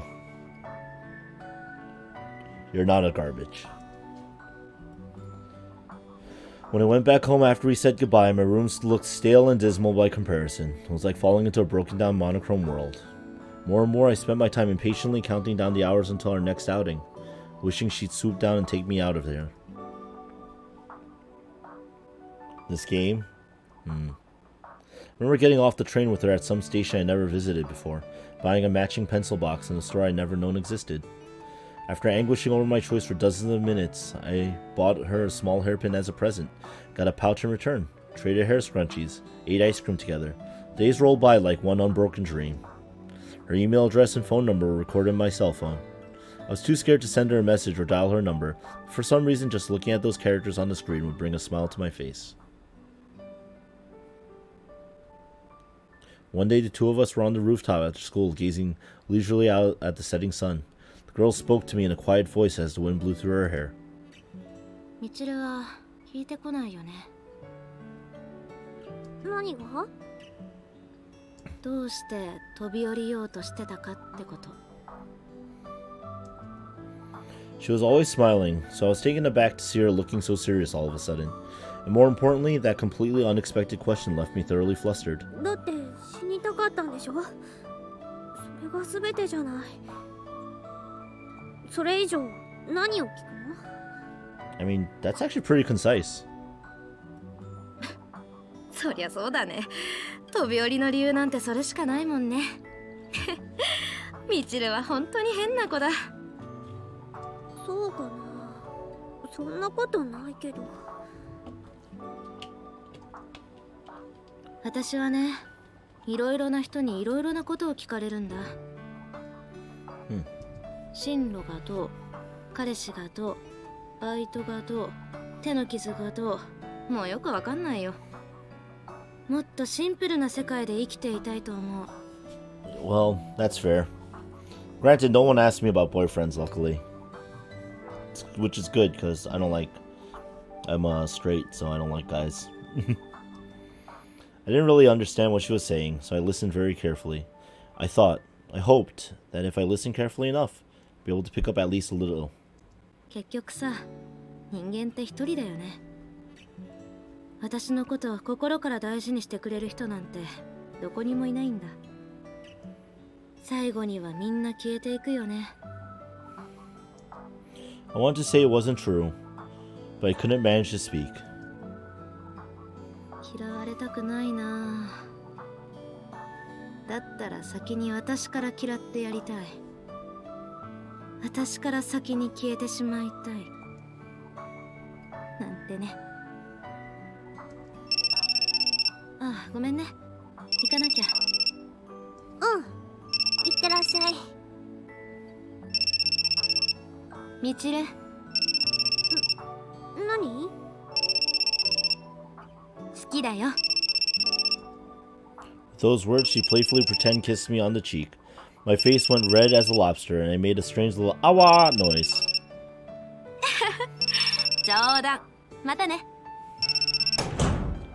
The evening sun was just sinking below the horizon as she left. Still laughing, I just stood there for a while as darkness settled over the roof.